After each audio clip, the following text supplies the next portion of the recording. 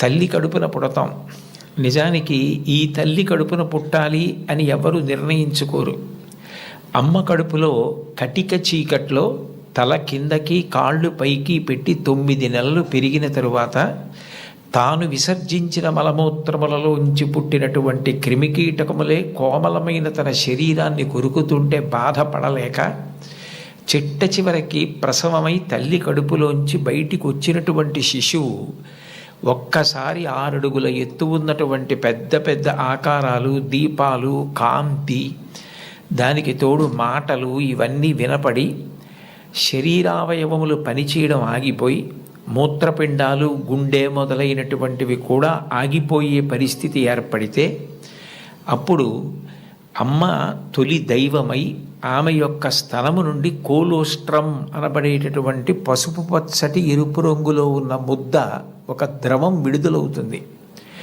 అది భగవంతుడు పెట్టినటువంటి ఒక గొప్ప వ్యవస్థ. ఏమీ తెలియనటువంటి పసిపిల్లవాడు అంత భయానక స్థితిలో అటువంటి ఆకారాలు, వెలుతురు చూసి భీతిల్లిపోతే లోపల ఉన్నటువంటి మలం గడ్డ కట్టేసి నల్లగా అయిపోయి, బ్లాక్ స్టూల్ అంటారట దాన్ని, నల్లగా అయిపోయి ఆ మలాన్ని విసర్జించడం చేతకాక హృదయ స్పందన కూడా ఆగిపోయే స్థితి ఏర్పడితే అప్పుడు పిల్లవాడికి గొప్ప స్వాంతన కలిగి కే మొదలైనటువంటి విటమిన్లతో కూడుకుని మళ్ళీ లోపల ఉన్న ప్రధానమైన అవయవాలన్నీ పనిచేసి గడ్డ కట్టినటువంటి మలం బయటికి వెళ్ళిపోయేటట్టుగా చేయగలిగిన శక్తి కలిగిన కోలోస్ట్రం అమ్మ యొక్క స్థనం నుంచి విడుదలవుతోంది. ఈ మాటలు నేను చెప్పట్లేదు.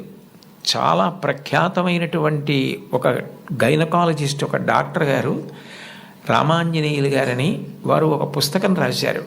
ఆ పుస్తకం ఇంగ్లీష్లో ఉంది, మాతృదేవో భవ అని.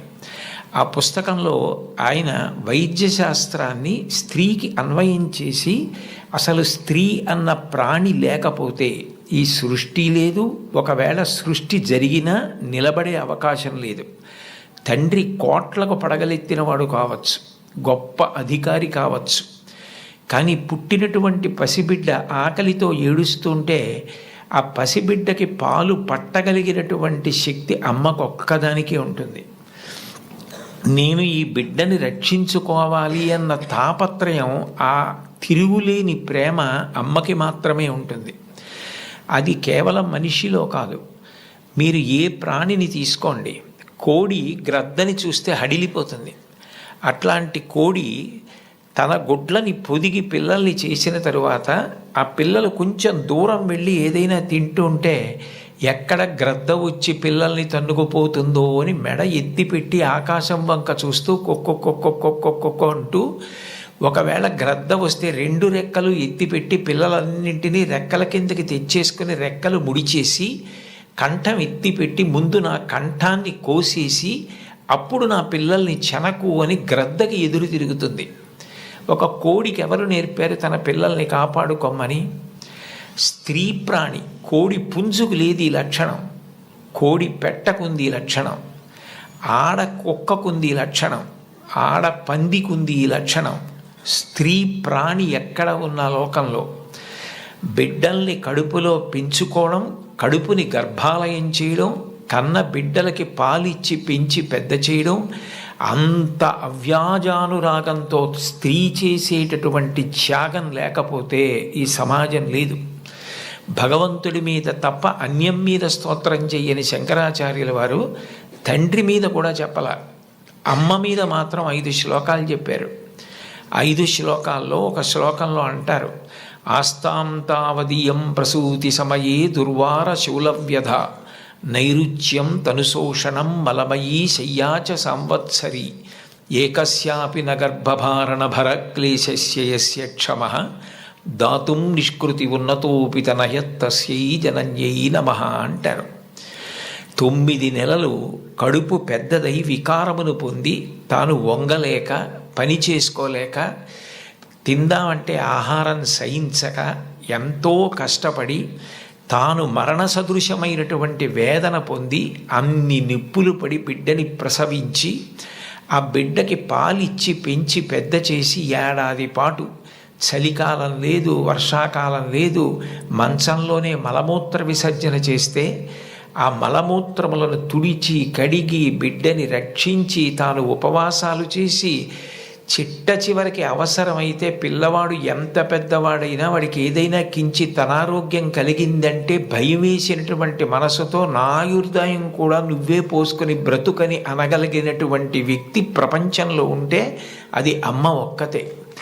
అందుకే అమ్మ లాంటి ప్రాణి లోకంలో లేదు.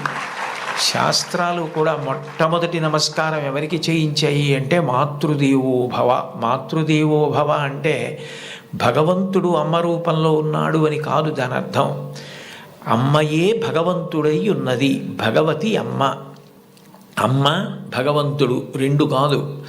ఎందుకనంటే ప్రాణం పోయేటప్పుడు కూడా ఎక్కడ కొడుక్కి ఇబ్బంది కలుగుతుందోనని కొడుక్కి ఇబ్బంది కలగకుండా వాడికి ఏ విధమైనటువంటి క్లేశము పొందకుండా తాను వెళ్ళిపోవాలని తల్లి కోరుకుంటుంది.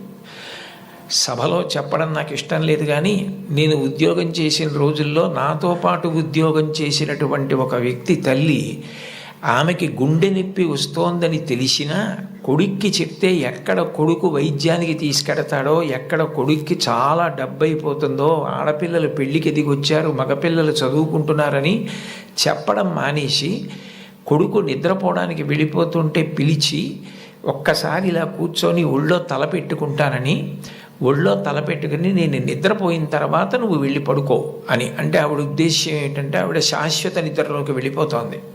ఆ కొడుకు ఒళ్ళో తల పెట్టుకుని పడుకుంటే కొంతసేపటికి తల్లి కదలటం లేదని వాడు కదిపి చూస్తే తల్లి శరీర త్యాగం చేసేసింది. ఆ తర్వాత తెలిసింది, తన భార్య చెప్పింది, కొంచెం గుండెల్లో నొప్పిగా ఉందమ్మా, బరువు పని చేయలేకపోతున్నాను, కానీ వాడికి మాత్రం నువ్వు చెప్పకు సుమా అని ఒట్టేయించుకుందట కోడలతో. అది తల్లి అంటే. అమ్మ అంటే అంతటి ప్రేమైకమూర్తి. అమ్మ లాంటి వ్యక్తి జీవితంలో ఇక దొరకదు. జీవితంలో అన్నిటికన్నా పెద్ద నేరం ఏమిటంటే అమ్మకి చెప్పలేము అన్న పని మనం చేయడమే. ఏ పని మనం చేస్తామో అది అమ్మకి చెప్పగలగాలి. మీరు ఏ పని చెయ్యండి, ఇది అమ్మకి నేను చెప్పలేను అన్న పని మీరు జీవితంలో ఎప్పుడూ చెయ్యకూడదు. భగవంతుడెంతో అమ్మ అంతే. మీరు మహాత్ములైన వారి ఎవరి జీవిత చరిత్ర పరిశీలించండి. అమ్మకి నమస్కారం చెయ్యకుండా, అమ్మ గొప్పతనం చెప్పకుండా లేరు. ఈ రాష్ట్రానికి ముఖ్యమంత్రి చేసినటువంటి ప్రాతస్మరణీయులు టంగుటూరి ప్రకాశం పంతులు గారు తన జీవిత చరిత్రలో వ్రాసుకున్నారు. తాను మిడిల్ స్కూల్లో ప్రవేశించినప్పుడు 3 రూపాయలు జీతం కట్టలేకపోతే 25 మైళ్ళ దూరం నడిచి వెళ్ళి వాళ్ళ బావగారిని అప్పడిగితే ఆయన దగ్గర కూడా డబ్బు లేకపోతే మళ్ళీ 25 మైళ్ళు వెనక్కి తిరిగి వచ్చి, అమ్మ అప్పు దొరకలేదు, బావగారికి దగ్గర కూడా లేవుట, నేను చదువు మానేస్తానంటే అప్పటికి ఆ తల్లికి ఉన్నది ఒక్క పట్టు చీర. ఆ పట్టు చీర పట్టుకెళ్ళి ఆ రాత్రి తాకట్టు పెట్టి ఆవిడ ఆ డబ్బు పట్టుకొచ్చి చదివిస్తే ప్రకాశం పంతులు గారు బ్యారిస్టర్ అయ్యి రాష్ట్రానికి ముఖ్యమంత్రి అయ్యారు. ఆయన తన జీవిత చరిత్రలో అమ్మ గురించి అంత గొప్పగా వ్రాసుకున్నారు. ఏపీజే అబ్దుల్ కలాం గారు, ఆయన పేరు చెప్తే పిల్లలు పరవశించిపోతారు. కాకినాడలో ఒకసారి నేను గోశాలకు వెడుతుంటే సాయంకాలం వేళ పిల్లలు స్వచ్ఛందంగా, అదేం ఎవ్వరూ నిర్వహించింది కాదు, వాళ్ళంతట వాళ్ళుగా బయటికి వచ్చి కొవ్వొత్తులు పట్టుకుని ఎడుతున్నారు కొంతమంది.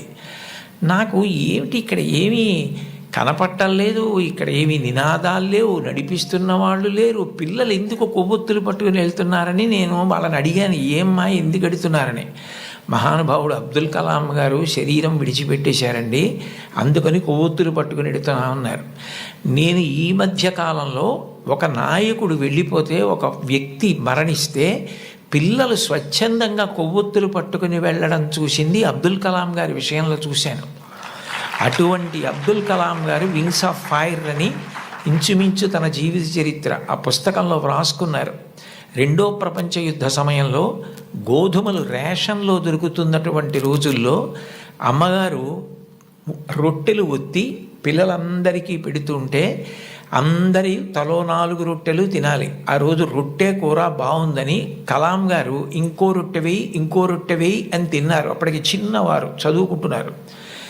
ఇంకో రొట్టె వెయ్యని తినేస్తే అన్నగారు వచ్చి, నువ్వు రొట్టెలు ఎక్కువ తినేశావు, రెండో ప్రపంచ యుద్ధం జరుగుతోంది, రేషను గోధుమలు దొరకట్లేదు, అమ్మకి రొట్టెలు లేవు, నీకు పెట్టేసింది, అలా తినచ్చా అన్నారు. అమ్మకి తినవలసిన రొట్లు తాను తినేశానన్న న్యూనతాభావంతో కలాం గారు వలవలా ఏడుస్తుంటే తల్లిగారు వచ్చి గట్టిగా కౌగిలించుకొని, నాన్న నువ్వు తింటే నేను తిన్నట్టేరా, నాకు చాలా సంతోషంగా ఉంది అంది మా అమ్మ. అమ్మ ఒకరోజు వస్తుంది, ఆ రోజు ఈ కలాం ఈ శరీరాన్ని విడిచిపెట్టి నీకు నమస్కారం చేయడానికి వస్తాడు. On the day of the final judgement అని రాసుకున్నారు ఆయన. ఆ రోజు నువ్వు ఏ అన్నం కూడా తినడం మానేసి పెట్టి నన్ను పెంచి పెద్ద చేశావో, ఈ శరీరంతో ఈ మేధస్సుతో నేను దేశ సేవ చేసి కృతార్థుడనై ఆ అమ్మ కన్న కొడుకు అని నీకు కీర్తి తెచ్చి వచ్చి నీ పాదములకు నమస్కరిస్తానని రాసుకున్నారు. అమ్మకి అబ్దుల్ కలాం గారు ఇచ్చినటువంటి గౌరవం అంత గొప్పది. మహాత్ముల జీవితాలు ఎవరివి మీరు చదవండి. అంతవరకు ఎందుకు, మీ అందరికీ తెలిసిన్నటువంటి వ్యక్తి నోరి దత్తాత్రేయుడు గారని, ఇవాళ ప్రపంచ ప్రఖ్యాత క్యాన్సర్ స్పెషలిస్ట్, ఒకప్పుడు భారతదేశానికి రాష్ట్రపతి పదవి నిర్వహించినటువంటి వ్యక్తి, మాన్యులు శ్రీ నీలం సంజీవరెడ్డి గారికి క్యాన్సర్ వస్తే వారే ఆ వైద్యం చేసి ఆ వ్యాధి పోయేటట్టు చేశారు. ఆయన చిన్నతనంలో పడిన కష్టాల గురించి ఆయన వ్రాసిన పుస్తకం చదివితే ఆశ్చర్యం వేస్తుంది. వాళ్ళ అమ్మగారు పడ్డ కష్టం, ఎంత కష్టపడి ఆయన్ని పెంచి పెద్ద చేశారో, ఆయన విదేశాలు వెళ్ళి అంత పెద్ద క్యాన్సర్ స్పెషలిస్ట్ అయిన తర్వాత ఆయన చేసిన మొదటి పని ఏమిటంటే, మా అమ్మ ఒంటి మీద బంగారపు నలుసు లేకుండా అమ్మి మమ్మల్ని పెంచి పెద్ద చేసింది, ఆ అమ్మకి 2 బంగారు గాజులు కొంటే నా జీవితం ధన్యమని గాజులు కొనుక్కుని విదేశాల నుంచి వచ్చి అమ్మ చేతులకి తొడిగి ఆనంద బాష్పాలు కార్చారు. ఈ జాతి మొదటి లక్షణం అమ్మని గౌరవించడం. మాతృదేవో భవ. మీరందరూ పిల్లలు, మీరు నేర్చుకోవలసిన మొట్టమొదటి నియమం ఏది అంటే అమ్మని గౌరవించడం నేర్చుకోండి. అమ్మకి నమస్కారం చేయండి. మీరు పాఠశాలకి వచ్చేటప్పుడు అమ్మకి నమస్కారం చేసి రావడం మీకు అలవాటైతే, మీ అమ్మగారి కన్నా మీకు అత్యంత ప్రేమతో ఆశీర్వచనం చెయ్యగలిగిన వ్యక్తి ఈ సృష్టిలో వేరొకరుండరు. ప్రాణం పోయేటప్పుడు కూడా మీరు వృద్ధిలోకి రావాలని కోరుకునే ఏకైక వ్యక్తి ఎవరైనా ఉంటే తల్లి ఒక్కతే. అంత గొప్పది అమ్మ. బాలమురళీకృష్ణ గారి తల్లి ఆయన పుట్టిన 10 రోజుల్లో మరణించారు. ఆయన వ్రాసుకున్నారు, నన్ను కనడానికే మా అమ్మ పుట్టిందేమో అని రాసుకున్నారు. భారత ప్రధానమంత్రి నరేంద్ర మోదీ గారు ఈ మధ్యకాలంలో ఒక విదేశీ ఛానల్కి ఇచ్చిన ఇంటర్వ్యూ మీరు చూసి ఉంటారు. అసలు నేను ఆశ్చర్యపోయాను ఆయన చెప్పిన మాటలు విని. నిరుపేద కుటుంబంలో పుట్టారు. వాళ్ళ అమ్మగారు అంత కష్టించి పనిచేసేవారు, వాళ్ళ నాన్నగారు కూడా అంత కష్టపడి పనిచేసేవారు.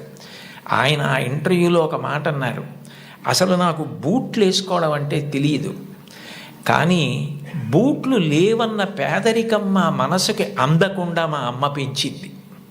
అంటే ఉన్నదానిలో అంత తృప్తిగా బ్రతకడం మా అమ్మ నేర్పింది. మాకిది లేదు, మేము చేతకాని వాళ్ళం, మేము వెనకపడిపోయాం అన్న భావన కలిగితే ఉత్సాహం రాదు. అటువంటి భావన కలగకుండా ఎప్పుడూ ఉన్నదానితో తృప్తిగా పరమ సంతోషంగా గడిపాం.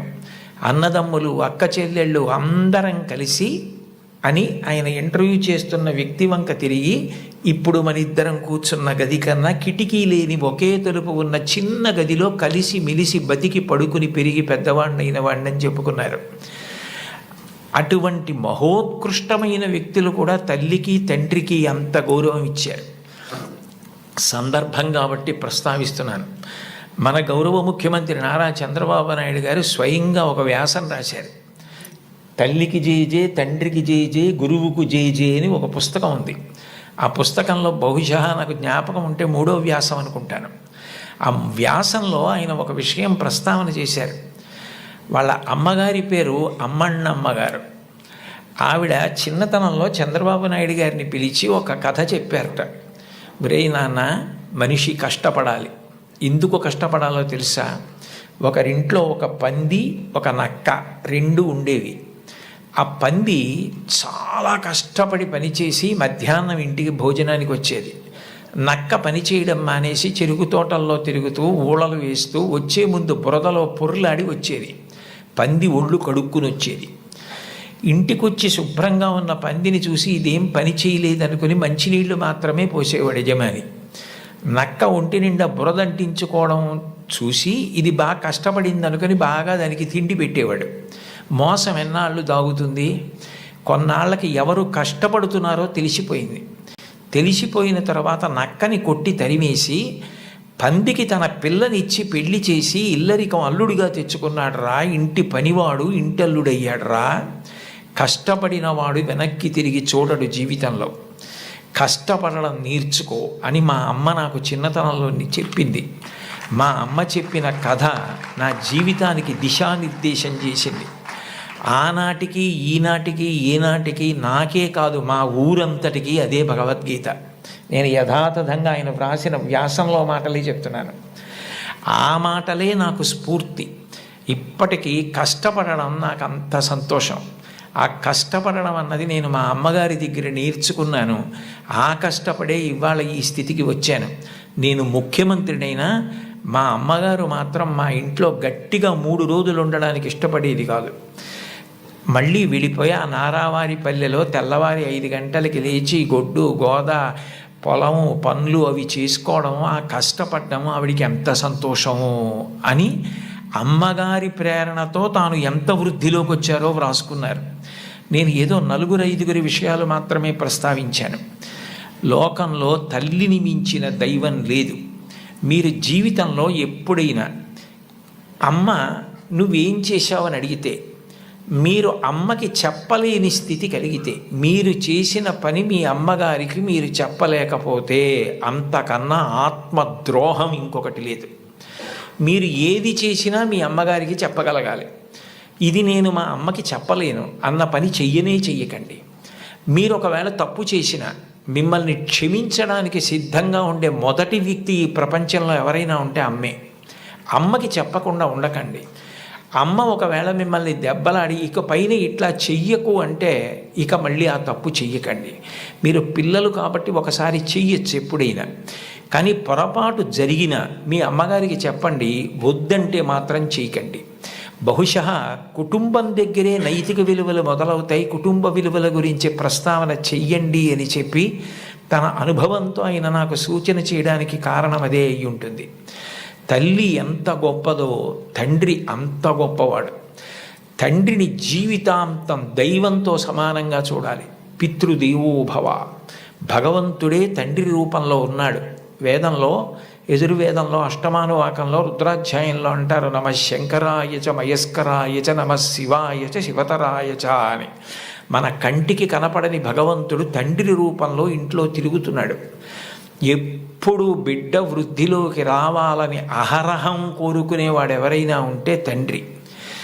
తను ఎంత కష్టపడనివ్వండి, ఆయన బెంగపెట్టుకోడు. కానీ ఆయన కోరుకునేది ఒకటే, పుత్రాదిచ్చేత్ పరాజయం. తను ఎంత కీర్తి సంపాదించినా తనకన్నా కూడా కీర్తివంతుడు కొడుకై, ఈయనకన్నా ఈయన కొడుకు గొప్పవాడండి అనిపించుకొని కొడుకు చేతిలో ఓడిపోతాట తండ్రి ఆనందపడిపోతాట. అంటే తండ్రికి ఈ కొడుకు పట్ల ఎంత ప్రేమ ఉంటుందో చూడండి. ఈ సందర్భం వచ్చింది కాబట్టి మీకు ఒక విషయం మనవి చేస్తాను. నేను ఒకప్పుడు విశాఖపట్నంలో ధర్మసోపానాల మీద ప్రసంగాలు చేస్తున్నాను. ఆ రోజుల్లో విశాఖపట్నంలో ఉన్న పాఠశాలల్లో ఉన్న విద్యార్థులకి మా నాన్నగారు అన్న విషయం మీద మాట్లాడమని వ్యాసరచన పోటీ నిర్వహించారు. వ్యాసరచన పోటీ నిర్వహిస్తే కొన్ని 100 మంది పిల్లలు పాల్గొన్నారు. అందులో 10 పేపర్లు చిట్ట చివర సెలెక్ట్ చేసి నాకు పంపించారు. ఇందులో ఫస్ట్, సెకండ్, థర్డ్ ప్రైజులు నిర్ణయించమని. నేను పేర్లు చూస్తే ఒకవేళ నాకు ఏదైనా పక్షపాతం కలుగుతుందేమో, సుశీల అని కనపడింది అనుకోండి, తెల్లవారుజామునే మా అమ్మ గుర్తొచ్చి ఒక మార్క్ ఎక్కువ వేస్తానేమో అని నేను పేర్లు చూడకుండా పేపర్లు దిద్ది మార్కులు వేసేసి తర్వాత పేర్లు చూశాను. చూస్తే నేను ఫస్ట్ ప్రైజ్ ఇచ్చినటువంటి వ్యక్తి ఒక మహమ్మదీయ బాలిక. నేనేం మార్చలేదు సుమండి, అట్లాగే ఇచ్చేసాం. అప్పుడు ఆ బహుమతులు ఇస్తున్న సభకి అప్పుడు తిరుమల తిరుపతి దేవస్థానాలకి కార్యనిర్వహణాధికారి మాన్యులు శ్రీ ఎల్వి సుబ్రహ్మణ్యం గారు, ఆయన ముఖ్య అతిథిగా వచ్చారు. ఆయన ప్రైజ్ ఇస్తూ ఈ పిల్ల ఏం రాసింది మైక్లో చదివి వినిపించమనండి అన్నారు. అంటే ఆ పాప పేపర్ చదివింది. అందులో ఆమె ఏం రాసిందంటే, వాళ్ళ అమ్మగారు టీచరు, వాళ్ళ నాన్నగారు కూడా ఏదో ఉద్యోగం, ఆయనకి బ్లడ్ క్యాన్సర్ వచ్చింది, చూసుకోలేదు, ముదిరిపోయింది, 3 నెలల్లో చనిపోతారని చెప్పారు. ఆయన తన భార్య దగ్గరికి వెళ్ళి అడిగింది ఏంటంటే, ఈ 3 నెలలు నేను చనిపోతానన్న విషయం పిల్లలకి చెప్పద్దు, వాళ్ళు ఏడిస్తే నేను చూడలేను, నేను చనిపోయాక వాళ్ళు ఎటు ఏడుస్తారు, అప్పుడు నేను ఆపలేను, నేను బ్రతికుండగా వాళ్ళు ఏడవడం నేను చూడలేను, కాబట్టి నేను చనిపోతాను 3 నెలల్లో అన్న విషయాన్ని మాత్రం నా పిల్లలకి చెప్పద్దని రాత్రింబవళ్ళు హక్కున చేర్చుకొని మా భవిష్యత్తు కోసం ఇంకా కష్టపడి అంత జాగ్రత్తగా వ్యవస్థ చేసి 3 నెలల తర్వాత ఆయన మరణిస్తారని తెలిసి చిట్ట చివరి కాలంలో 3 దగ్గర పెట్టుకొని చెప్పకుండా అంత ప్రేమ చూపించి కన్నుల నీరు కారుస్తూ 3 వంక గుడ్లు తిప్పుతూ ప్రాణం వదిలేశారు ఆయన. తండ్రి అంటే అది, అంతటి త్యాగశీలి మా నాన్న. ఇది నాకు తెలిసున్న తండ్రి, ఇంతకన్నా తండ్రి గురించి చెప్పడం నాకు రాదని రాసింది ఆ అమ్మాయి. ఆ అమ్మాయికి ఫస్ట్ ప్రైజ్ ఇచ్చాం. తండ్రి అంటే అంత గొప్పవాడు, మీకోసం ఏ త్యాగం చేయడానికైనా సిద్ధంగా ఉంటాడు. అబ్రహాం లింకన్ గారు అమెరికాకి అధ్యక్షుడైన తర్వాత మొట్టమొదటిసారి సినేట్లో సభ ఏర్పాటు చేసి పారిశ్రామికవేత్తల్ని, ధనవంతుల్ని అందరినీ పిలిచి దేశాభివృద్ధి కొరకు వారు విరివిగా పెట్టుబడులు పెట్టవలసిన అవసరం గురించి ప్రసంగం చేస్తున్నారు. లోకంలో ఎప్పుడూ అసూయ, పక్షపాతం, సంకుచితత్వం ఇవి కూడా ఉంటాయి. వెలుగుతో పాటే చీకటి. అందులో ఒక ధనవంతుడికి అసూయ కలిగింది. ఇంత పేదవాడు ఈయన అమెరికా అధ్యక్షుడవడం ఏమిటని అకస్మాత్తుగా సభలో లేచి నిలబడి, లింకన్, అదృష్టం కలిసి వచ్చి ఇవాళ అమెరికా అధ్యక్షుడు అయ్యావు, నేను వేసుకున్న ఈ బూటు మీ నాన్నగారు కుట్టింది అని బూటు చూపించాడు. అందరూ ఆశ్చర్యపోయారు. అబ్రహాం లింకన్ కూడా హతాశుడయ్యారు ఒక్క నిమిషం. కానీ వెంటనే ఆయన తేరుకుని తాను కూర్చున్న కుర్చీలోంచి లేచి నిలబడి ముకుళిత హస్తాలతో ఆ పారిశ్రామికవేత్తకి నమస్కారం చేసి, మీరు నాకు మహోపకారం చేశారు, ఇంత కష్టపడి పెంచి మా నాన్నగారు పెద్ద చేసి ఉండకపోతే ఇవాళ నేను అమెరికా అధ్యక్షుడిని అయ్యేవాడిని కాను. నేనే స్మరించవలసింది మా నాన్నగారిని. నేను స్మరించకపోయినా మీరు గుర్తు చేశారు. నిజమే, మా నాన్నగారు బూట్లు కుట్టేవారు, నాకు కూడా నేర్పారు బూట్లు కుట్టడం, చెప్పులు కుట్టడం. ఎప్పుడైనా మీ బూటు మీకు వదులైపోతే నాకు ఒక్క ఫోన్ చేయండి, నేను అమెరికా అధ్యక్షుడినైనా ఆయన కొడుకుని. ఆయన కుట్టిన బూటుకి మరమ్మత్తు చేయడం నా అదృష్టంగా భావించి మీ ఇంటికి వచ్చి మరమ్మత్తు చేసి వెడతాను. అది నా తండ్రికి నేను ఇవ్వగలిగిన కితాబ్ అన్నారు. సభ అంతా కరతాళ ధ్వనులు మారిమోగిపోయింది. అది తండ్రికి అబ్రహాం లింకన్ ఇచ్చిన గౌరవం. తండ్రి పేరు చెప్పేటప్పటికి ఎంతటి మహితాత్ములు కూడా అంతటి మర్యాద, అంతటి గౌరవాన్ని చూపించారు. లతా మంగేష్కర్ గారు వ్రాసుకున్నటువంటి ఆవిడ జీవిత సంబంధించిన విషయాలు, ఆవిడ జీవితంలో జరిగిన అద్భుతాలతో కూడిన పుస్తకం ఒకటి ఉంది. దాన్ని తెలుగు చేత చేశారు ఈ మధ్య.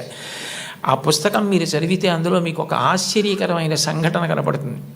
ఆవిడ చాలా చిన్నతనంలోనే వాళ్ళ నాన్నగారు దీననాథ మంగేష్కర్ వారు ఆవిడికి హిందుస్థానీ సంగీతం నేర్పారు. తండ్రి గారి దగ్గరే నేర్చుకున్నారు సంగీతం. చాలా చిన్న పిల్లప్పుడే ఆవిడికి ప్రథమ బహుమతి వచ్చింది పిల్లల్లో. దిల్ రుబా అని సంగీత పరికరాన్ని ఆవిడికి ఆ రోజుల్లో బహుమానంగా ఇచ్చారు. ఆవిడ ఎంతో అపూర్వంగా తెచ్చి పిల్లకి మొట్టమొదట వచ్చిన బహుమానం కాబట్టి ఇంట్లో పెట్టుకుని దాన్ని అత్యంత విలువగా చూస్తూ ఉండేవారు. ఒక రోజున ఇంట్లో ఎలక ప్రవేశించి బట్టలు అవి కొట్టేస్తోంది. ఆ ఎలక ఒక చోట నిలబడి కనపడింది. వాళ్ళ నాన్నగారు ఆ ఎలకని చంపుదామని చేతికి ఆ దిల్ రుబా అన్న వాద్య పరికరం దొరికితే అది తీసి ఎలకని కొట్టారు. ఆ ఎలక్కి దెబ్బ తగిలింది, పడిపోయింది. కానీ ఈ దిల్ రుబా అన్న సంగీత పరికరం విరిగిపోయింది. ఈ పిల్ల ఏడుపు మొదలుపెట్టింది. లతా మంగేష్కర్, నాకు వచ్చిన మొదటి బహుమతి ఈ పరికరం, మీరు విసిరేశారు ఎలక మీదకి, విరిగిపోయిందని. వాళ్ళ నాన్నగారి దగ్గరికి పిలిచి కౌగిలించుకొని ఆ పిల్లతో అన్నారు, చూడు, ఇట్లాంటి బహుమానాలు నీకు జీవితంలో పెద్ద పెద్ద ఇళ్ళు కట్టి పెట్టుకున్నా కూడా సరిపోనని వస్తాయి. బహుమానాల మీద నువ్వు ఆర్తిని పెంచుకోకు. నీలో ఉన్న కళ పెరగడానికి నువ్వు పరిశ్రమ చేయడం నిరంతరం చెయ్యి.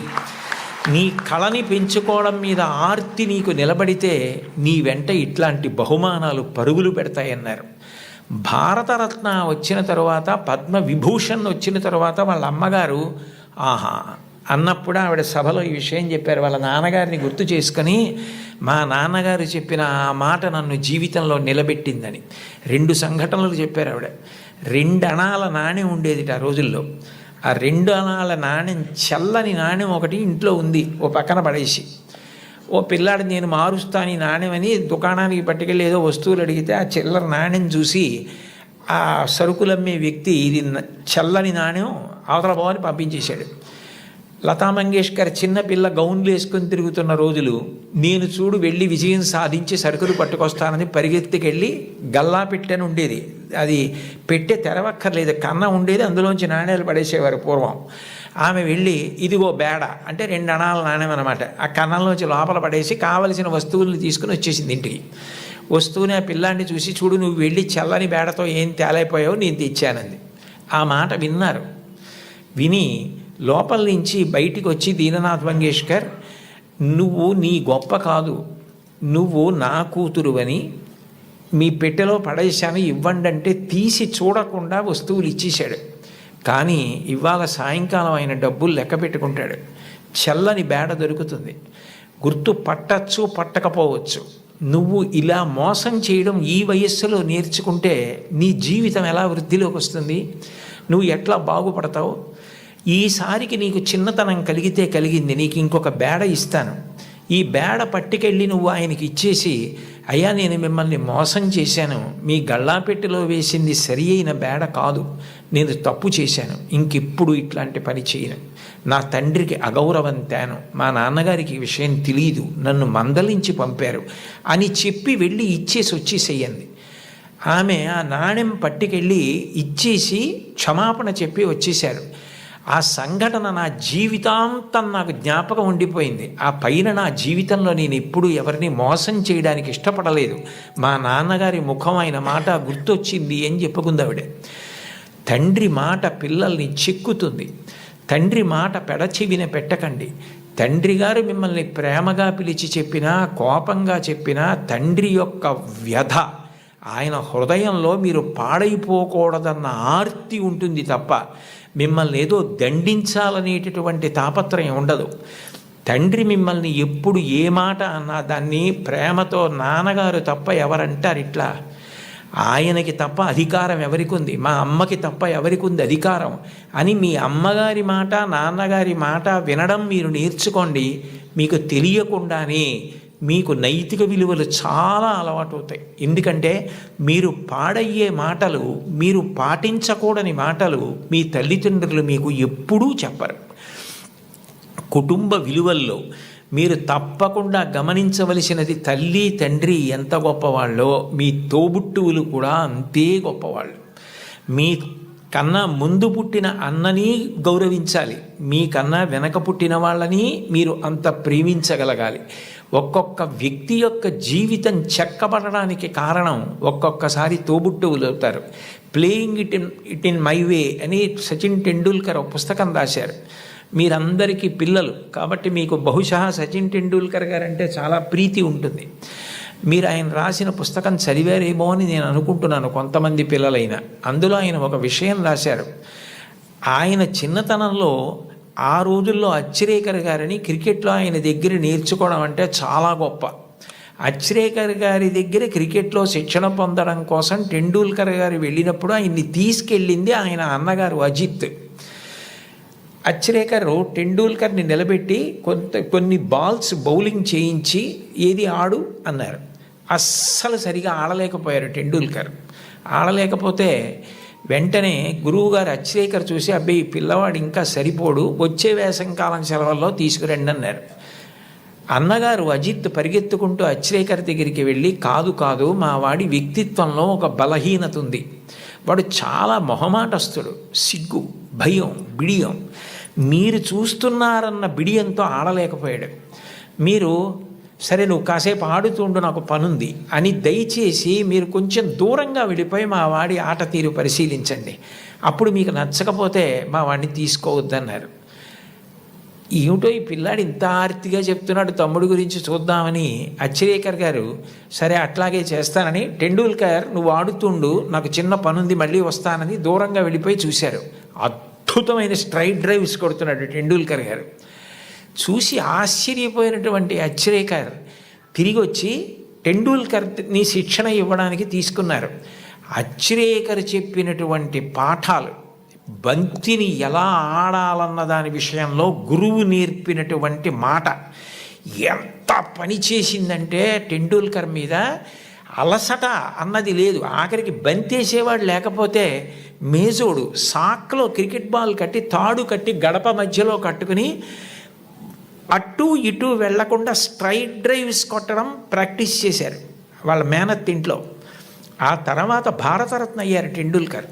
ఆయన గొప్పతనం ఎక్కడుందంటే టెండూల్కర్ది అంత గొప్పవాడై భారతరత్న అయిన తర్వాత, పార్లమెంట్ మెంబర్ అయిన తర్వాత గురువుగారు అచ్రేకర్ మరణిస్తే ఆయన వెళ్ళి పాడి మోసాడు టెండూల్కర్.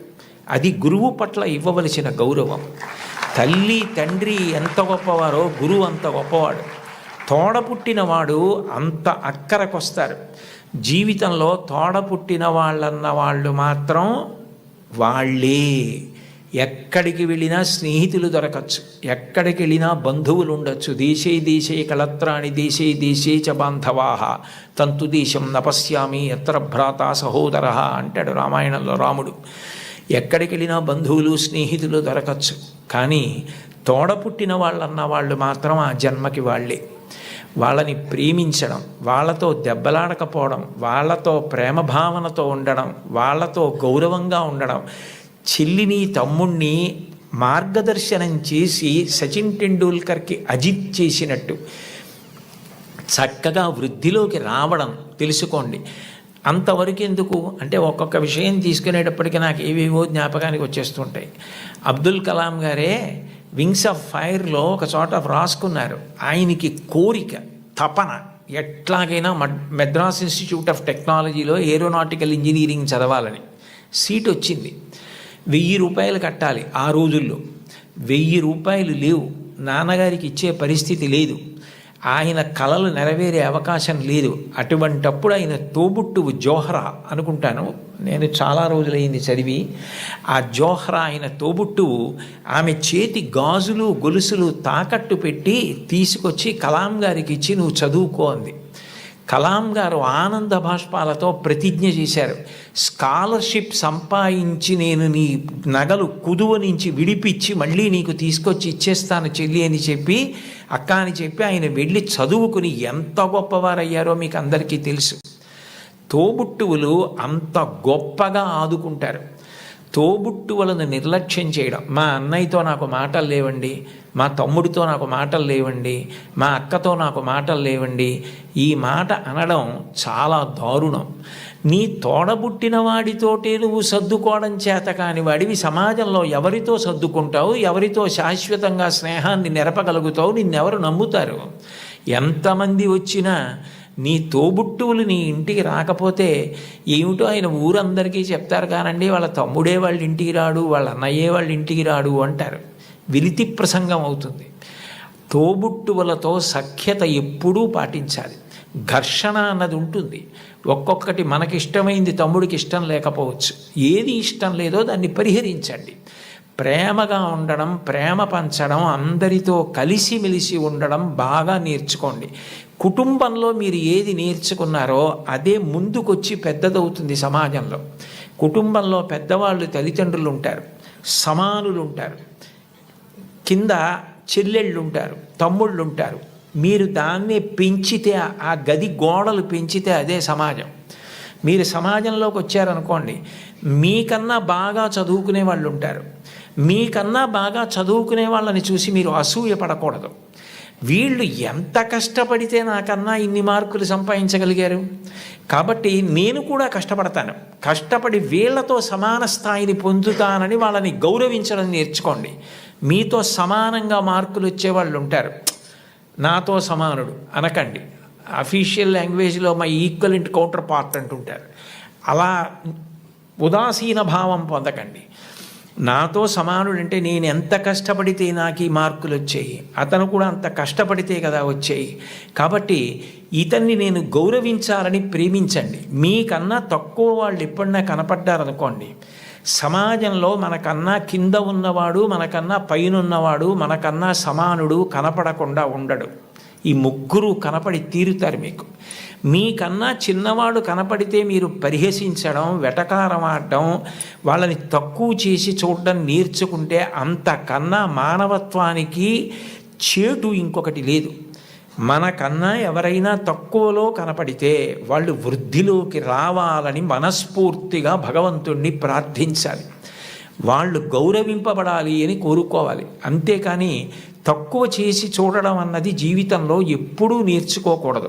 నీ తమ్ముడైతే నీ తమ్ముడికి ఒక్క మార్కు తక్కువ వస్తే వాడికి రావాలని ఎలా కోరుకుంటావో, నీ కుటుంబం గదులు ఆ గోడలు పోతే అది పెద్దదైతే అది సమాజం అవుతుంది.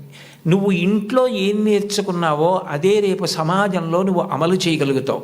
నీ ఇంట నీ తల్లిదండ్రుల్ని గౌరవించడం చేత కాకపోతే నీ గురువుని గౌరవించలేవు, నువ్వు ఎవ్వరినీ గౌరవించలేవు, ఎవ్వరిని గారిని సంబోధించలేవు. ఎంతటి మహాత్ముడు కానివ్వండి, ఆయన్ని ఏకవచన ప్రయోగం చేసి వాడు వీడు అని మాట్లాడడం అలవాటు అవుతుంది. మన ఎదురుగుండా ఉన్నారా లేరా అని కాదు, పెద్దల గురించి మాట్లాడేటప్పుడు గౌరవంగా సంబోధించి మాట్లాడడం, పెద్దల పట్ల మాట్లాడేటప్పుడు మనం అనవసరంగా విమర్శించడం మర్యాద కాదు. వారి పట్ల మనం కృతజ్ఞతతో మర్యాదగా ఉండడం నేర్చుకోవాలన్నది మీరు చిన్నతనంలో తరగతి గదిలో అభ్యాసం చేసినది ఏదుందో రేపు పౌరులైన తర్వాత సమాజంలో మీరు అదే చెయ్యడం కొనసాగింపుగా చేస్తారు. అందుకని మీరు తరగతి గదిని కేవలం పాఠాలు చదువుకోవడానికి మాత్రమే పనికొచ్చేటటువంటి వ్యవస్థగా చూడకండి. సర్వే వేదవిదశూరా, సర్వే లోకహితే రతా, సర్వే జ్ఞానోపసంపన్నా, సర్వే సముదితా గుణై. ఒక్కటి జ్ఞాపకం పెట్టుకోండి, ఏమీ చదువుకోనటువంటి వ్యక్తి చేసినటువంటి నేరం పట్టుకోవడం చాలా తేలిక. ఆరితేరిన గజదొంగ కూడా కంటి చూపు తగ్గితే దొరికిపోతాడు. ఎప్పుడో అప్పుడు దొంగతనాలు చేసే వ్యక్తి దొరుకుతాడు. చాలా బాగా చదువుకుని, గొప్ప ఇంజనీరింగ్ చదువుకుని, ఎంతో విద్య వచ్చిన తరువాత తనకొచ్చినటువంటి గొప్ప విద్యని ఆసరాగా చేసుకొని ఇతరులను మోసం చేసి కోట్లు సంపాదించడానికి అలవాటు పడ్డాడనుకోండి, అతను ప్రపంచంలో ఎక్కడెక్కడో దాగి ఏవేవో చేస్తున్నా అతన్ని పట్టుకోవడానికి పోలీస్ వ్యవస్థ అంతా కష్టపడవలసి వస్తుంది. చదువుకున్నవాడి చదువు దేనికి పనికి రావాలి అంటే సమాజాన్ని ఉద్ధరించడానికి పనికి రావాలి. అంతేకాని చదువుకున్న చదువు సమాజాన్ని పాడు చేయడానికి పనికి రాకూడదు. మీరు ఒక కలెక్టర్ అయితే మీరు కలెక్టర్గా గుర్తుండిపోయేటట్టుగా జిల్లాని పరిపాలించగలగాలి. ఒక్కొక్క కలెక్టర్ అలా జ్ఞాపకం ఉండిపోతారు. సందర్భం వచ్చింది కాబట్టి నేను చెప్తున్నాను. కార్తికేయ మిశ్రా గారని మా జిల్లాకి కలెక్టర్గా వచ్చారు. డొక్కా సీతమ్మ గారి విగ్రహం పెడుతూ ఆయన డొక్కా సీతమ్మ గారి గురించి నేను ప్రసంగాలు చేశానని మా ఇంటికి వచ్చారు. మా ఇంటికి వచ్చి ఆయన వచ్చినప్పుడే నేను మంచినీళ్ళు బయట నుంచి కొని తెచ్చుకుంటుంటే ఆయన చూశారు. ఏం గురువుగారు మీకు మంచినీళ్ళు లేవా అని అడిగారు. అడిగితే నేను అన్నాను, అయ్యా మాకు ఇక్కడ మంచినీళ్ళు లేవండి, ఉప్పు నీళ్ళు వస్తాయి, అందుకని మంచినీళ్ళు కొనుక్కుంటూ ఉంటామన్నాను. మీకేనా ఈ ప్రాంతం అంతానా అన్నారు. ఈ ప్రాంతం అంతా మంచినీళ్ళు లేవండి అన్నాను. ఆయన మీరు నమ్మండి నమ్మకపోండి, ఇప్పుడు కార్తికేయ మిశ్రా గారిని పొగిడితే నాకేదో ఆయన పదవిస్తారనడానికి నేను ఉన్న ఉద్యోగమే పదవీ విరమణ చేసేసాను. నాకేం దాని మీద ఆశ లేదు.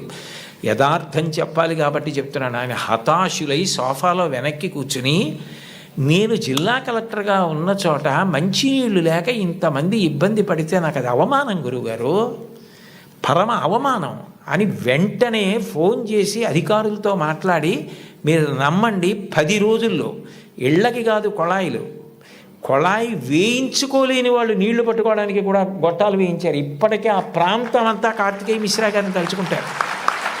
అంటే నువ్వు కలెక్టర్ అయితే అలా పేరు తెచ్చుకోగలగాలి, నువ్వు ఒక డాక్టర్ అయితే అంత గొప్ప పేరు తెచ్చుకోగలగాలి. మా ఊళ్ళో డాక్టర్ ఐవి రావు అని ఒక డాక్టర్ గారు ఉన్నారు. ఆ డాక్టర్ గారిని చూస్తే జబ్బులు తగ్గిపోతాయని తెల్లవారుజామున 4 గంటలకు ఆయన కోసం మంచులో వెళ్ళి నిలబడతారు. ఆయన కూడా అలాగే వైద్యం చేస్తారు. వ్యక్తిగత జీవితమే లేదు. నేను అప్పుడప్పుడు అంటుంటాను, డాక్టర్ గారు మీకు సినిమాలకు వెళ్ళాలని ఉంటుందా అని. ఆయన పెద్ద నవ్వు అంటారు, సినిమాకి వెళ్ళిన 2.5 గంటల్లో కోటేశ్వరారు, నేను ఒక్క 10 మందిని వైద్యం చేసి చూసి వాళ్ళు సంతోషంగా వెళ్ళిపోయి వాళ్ళకి ఆరోగ్యం కలిగితే వాళ్ళ పని వాళ్ళు చేసుకుని సంపాదించుకుని బతికితే నాకు అంతకన్నా ఏం కావాలండి. సినిమా ఇచ్చే ఆనందం కన్నా ఈ తృప్తి నాకు ఎక్కువ గురువుగారు. ఇది చదువుకున్న వాడికి అది లేకపోతే అనవసరం అన్నారు. ఒక డాక్టరు తన వృత్తి మీద తానే విసుక్కుంటే అది మనిషి బ్రతకవలసిన విధానం అంటే అది మోరల్ వాల్యూస్ అంటే. అది లేని విద్యకు అందం ఎక్కడుంది? అది పువ్వే, సువాసన లేకపోతే అందం ఏది? మీరు ఏది చెయ్యండి అది రావాలంటే మీరు కుటుంబంలో నేర్చుకోవాలి. గురువుని గౌరవించడం తప్పకుండా నేర్చుకోవాలి. గురువు లాంటి వ్యక్తి లోకంలో ఉండడు. ఎందుకనంటే అమ్మా నాన్న సంపాదించినది ఏదుందో అది అమ్మా నాన్న శరీరం వదిలిపెట్టేసిన తరువాత వీలునామా వ్రాసినా వ్రాయకపోయినా పిల్లలకి వెళ్ళిపోతుంది. కానీ ఒక గురువు సంపాదించినది ఏదుందో అది మాత్రం ఆయన కడుపున పుట్టిన పిల్లలకి వెళ్ళదు. అహరహం రాత్రనక పగలనక కష్టపడి అనేక గ్రంథాలు చదివి జ్ఞాపకం పెట్టుకుని దాన్ని జ్ఞాపకానికి తెచ్చుకుని తాను ప్రభావితుడై ఎవరైనా అడగగానే తాను చెప్పకుండా ఉండలేక గడ్డి తిని తయారు చేసుకున్న పాలని దూడ వచ్చి పొదుగులో గుద్దినంత మాత్రం చేత ఆవు పాలు విడిచిపెట్టేసినట్టుగా తాను ఇంత కష్టపడి నేర్చుకున్న విషయాల్ని లోకహితం కోసం చెప్పే గురువు ఉన్నాడే, అట్లాంటి గురువు లోకంలో దొరకడు. మీ టీచర్ గారి కన్నా గొప్ప వ్యక్తి ఉండడు. ఒక్కటి గుర్తుపెట్టుకోండి, సర్వేపల్లి రాధాకృష్ణన్ గారికి అంత ప్రీతి పిల్లల మీద ఎందుకు ఏర్పడిందంటే మీరు ఆయన జీవిత చరిత్ర చదవండి. ఆయన మైసూరులో పనిచేస్తున్న రోజుల్లో అశుతోష్ ముఖర్జీ గారని కలకత్తాలో, ఆ రోజుల్లో భారతదేశంలో కలకత్తా విశ్వవిద్యాలయం అంటే చాలా ప్రఖ్యాతి. దానికి వైస్ ఛాన్సలర్గా సర్వేపల్లి రాధాకృష్ణన్ గారిని రమ్మంటే సర్వేపల్లి రాధాకృష్ణన్ గారు అక్కడికి వెళ్ళడానికి సంశయించారు. కొత్త ప్రదేశం, కొత్త భాష అని.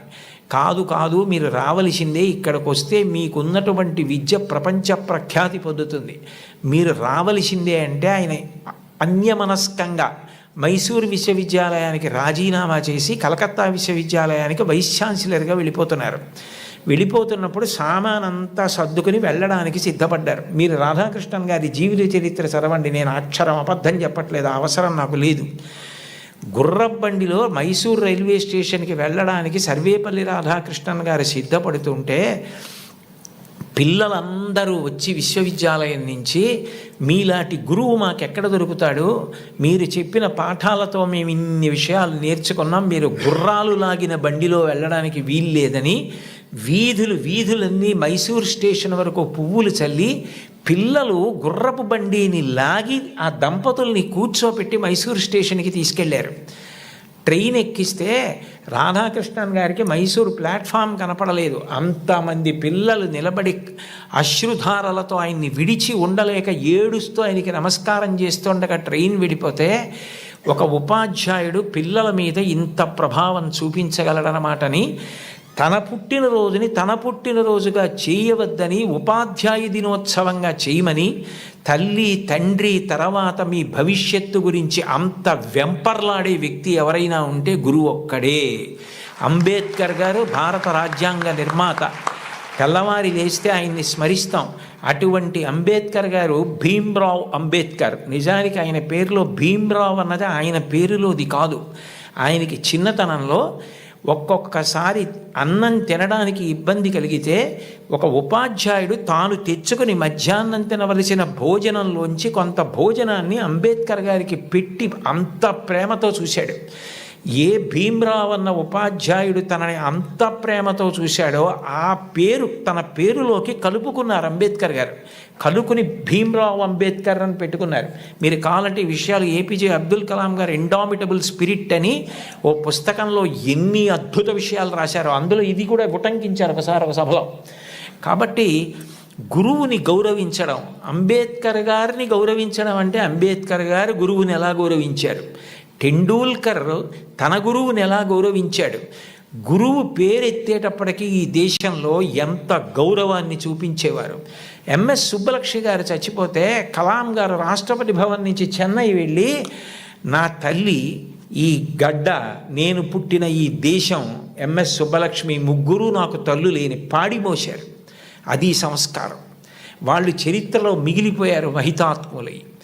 అంటే నేను చెప్పేది గురువుని గౌరవించడం అన్న మాట అంత గొప్పది. కలాం గారు అంత గొప్పవారయ్యారు.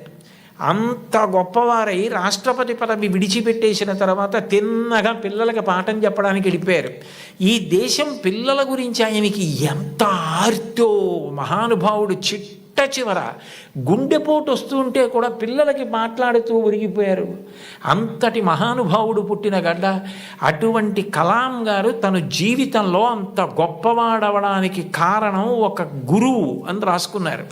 చిన్నప్పుడు కలాం గారు పాఠం వింటుంటే విమానం గురించి పాఠం చెప్పారు. శివసుబ్రహ్మణ్య అయ్యర్ అని ఆయన పాఠం చెప్పి పిల్లలందరిని అడిగారు, అర్థమైందా అని అడిగారు.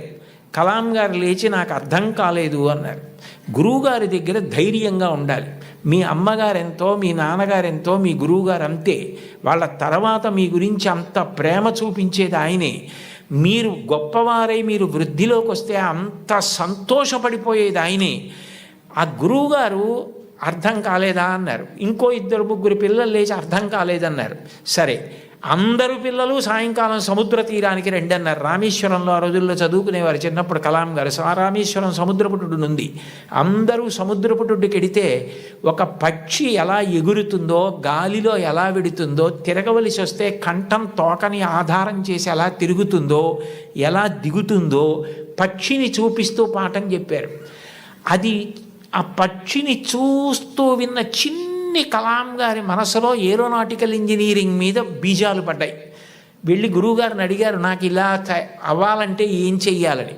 నువ్వు ఏరోనాటికల్ ఇంజనీరింగ్ చదవాలి, మెడ్రాస్ ఇన్స్టిట్యూట్ ఆఫ్ టెక్నాలజీలో చేరాలి, నువ్వు బాగా చదవాలన్నారు. న్యూస్ పేపర్లు పట్టుకెళ్ళి, అది కూడా ఎక్కడో తీసుకుని కాదు, వెళ్ళిపోతున్న ట్రైన్లోంచి పేపర్లు విసిరేస్తే ఆ బండిల్ తీసుకుని న్యూస్ పేపర్లు సైకిల్ కట్టుకొని ప్రతి ఇంటికి పట్టుకెళ్ళి న్యూస్ పేపర్లు ఇచ్చి చదువుకున్నారు అబ్దుల్ కలాం గారు. మీలో చాలామంది పిల్లలకి తల్లిదండ్రులు తమ రక్తాన్ని డబ్బుగా మార్చి సౌకర్యాలు ఇచ్చి చదివిస్తున్నారు. మహాత్ముల యొక్క జీవిత చరిత్రలు చదవండి. కేవలం మీ పాఠ్యపుస్తకాలు చదవద్దని నేను అనను. మీ యొక్క పాఠశాలల్లో, గ్రంథాలయాల్లో ఆటోబయోగ్రఫీసు, బయోగ్రఫీసు పెట్టించుకోండి. మీ టీచర్స్ని అడగండి, ఎంత సంతోషిస్తారో. అంతవరకు ఎందుకు, ఇంకొకసారి ఏ నెల్లూరులోనో సభ చేసినప్పుడు తప్పకుండా నేను కూడా ఇలాంటి సభల్లో 1-2 జీవిత చరిత్రలు బహూకరించడానికి ప్రయత్నిస్తాను. ఎందుకనంటే అవి మనని చెక్కుతాయి. కలాం గారు అంత గొప్పవాడయ్యాడంటే ఒక గురువు కారణం. మీరు కలాం గారు వ్రాసుకున్న పుస్తకాలు చదవండి. ఆయనకి టీచర్ అన్న మాట వస్తే ఈ cannot resist himself without developing a single sentence into A paragraph. ఒక సెంటెన్స్లో చెప్పవలసిన దాన్ని పారాగ్రాఫ్గా చెప్పకుండా ఆయన ఉండలేరు. ఆయన ఈ లైట్ వెయిట్ భూమికి దగ్గరగా ఎగిరేటటువంటి విమానాన్ని డెవలప్ చేయవలసి వచ్చినప్పుడు సరిగ్గా చేయలేకపోతే కోపం వచ్చి ప్రొఫెసర్ శ్రీనివాసన్ అని శుక్రవారం మధ్యాహ్నం పిలిచి సోమవారం పొద్దున్నకి చూపించకపోతే నీ స్కాలర్షిప్ ఆప్ చేస్తానన్నారు. టిఫిన్ తినలేదు, స్నానం సరిగ్గా చేయలేదు, భోజనం ఏం చేశారో తెలియదు, రాత్రింబవళ్ళు వర్క్ చేశారు. సోమవారం పొద్దున్నే ఆ టెన్నిస్ ఆడుకుని ప్రొఫెసర్ శ్రీనివాసన్ వెళ్ళిపోతూ హాస్టల్ రూమ్లో కలాం ఏం చేస్తున్నాడని తొంగి చూశారు. ఇచ్చిన టైం కన్నా ముందే రాత్రింబవళ్ళు కష్టపడి బోర్డు మీద డయాగ్రామ్ వేసి దానికి సంబంధించిన రిపోర్ట్ తయారు చేసిన కలాంని ఆ అవుట్ఫిట్ తోటే, టెన్నిస్ అవుట్ఫిట్ అంటే టెన్నిస్ ఆడుకోవడానికి వేసుకునే బట్టలు, వాటితోటే వెళ్ళి కౌగిలించుకున్నారు మా గురువుగారు శ్రీనివాసన్ గారు. ఆయన నా భుజాన్ని తట్టి నన్ను ప్రోత్సహించి పడిన ఆనందం నన్ను ఇంత గొప్ప స్థాయికి పెంచి పెద్ద చేసిందని తన టీచర్స్ గురించి ఎంత గొప్పగా రాసుకున్నారో.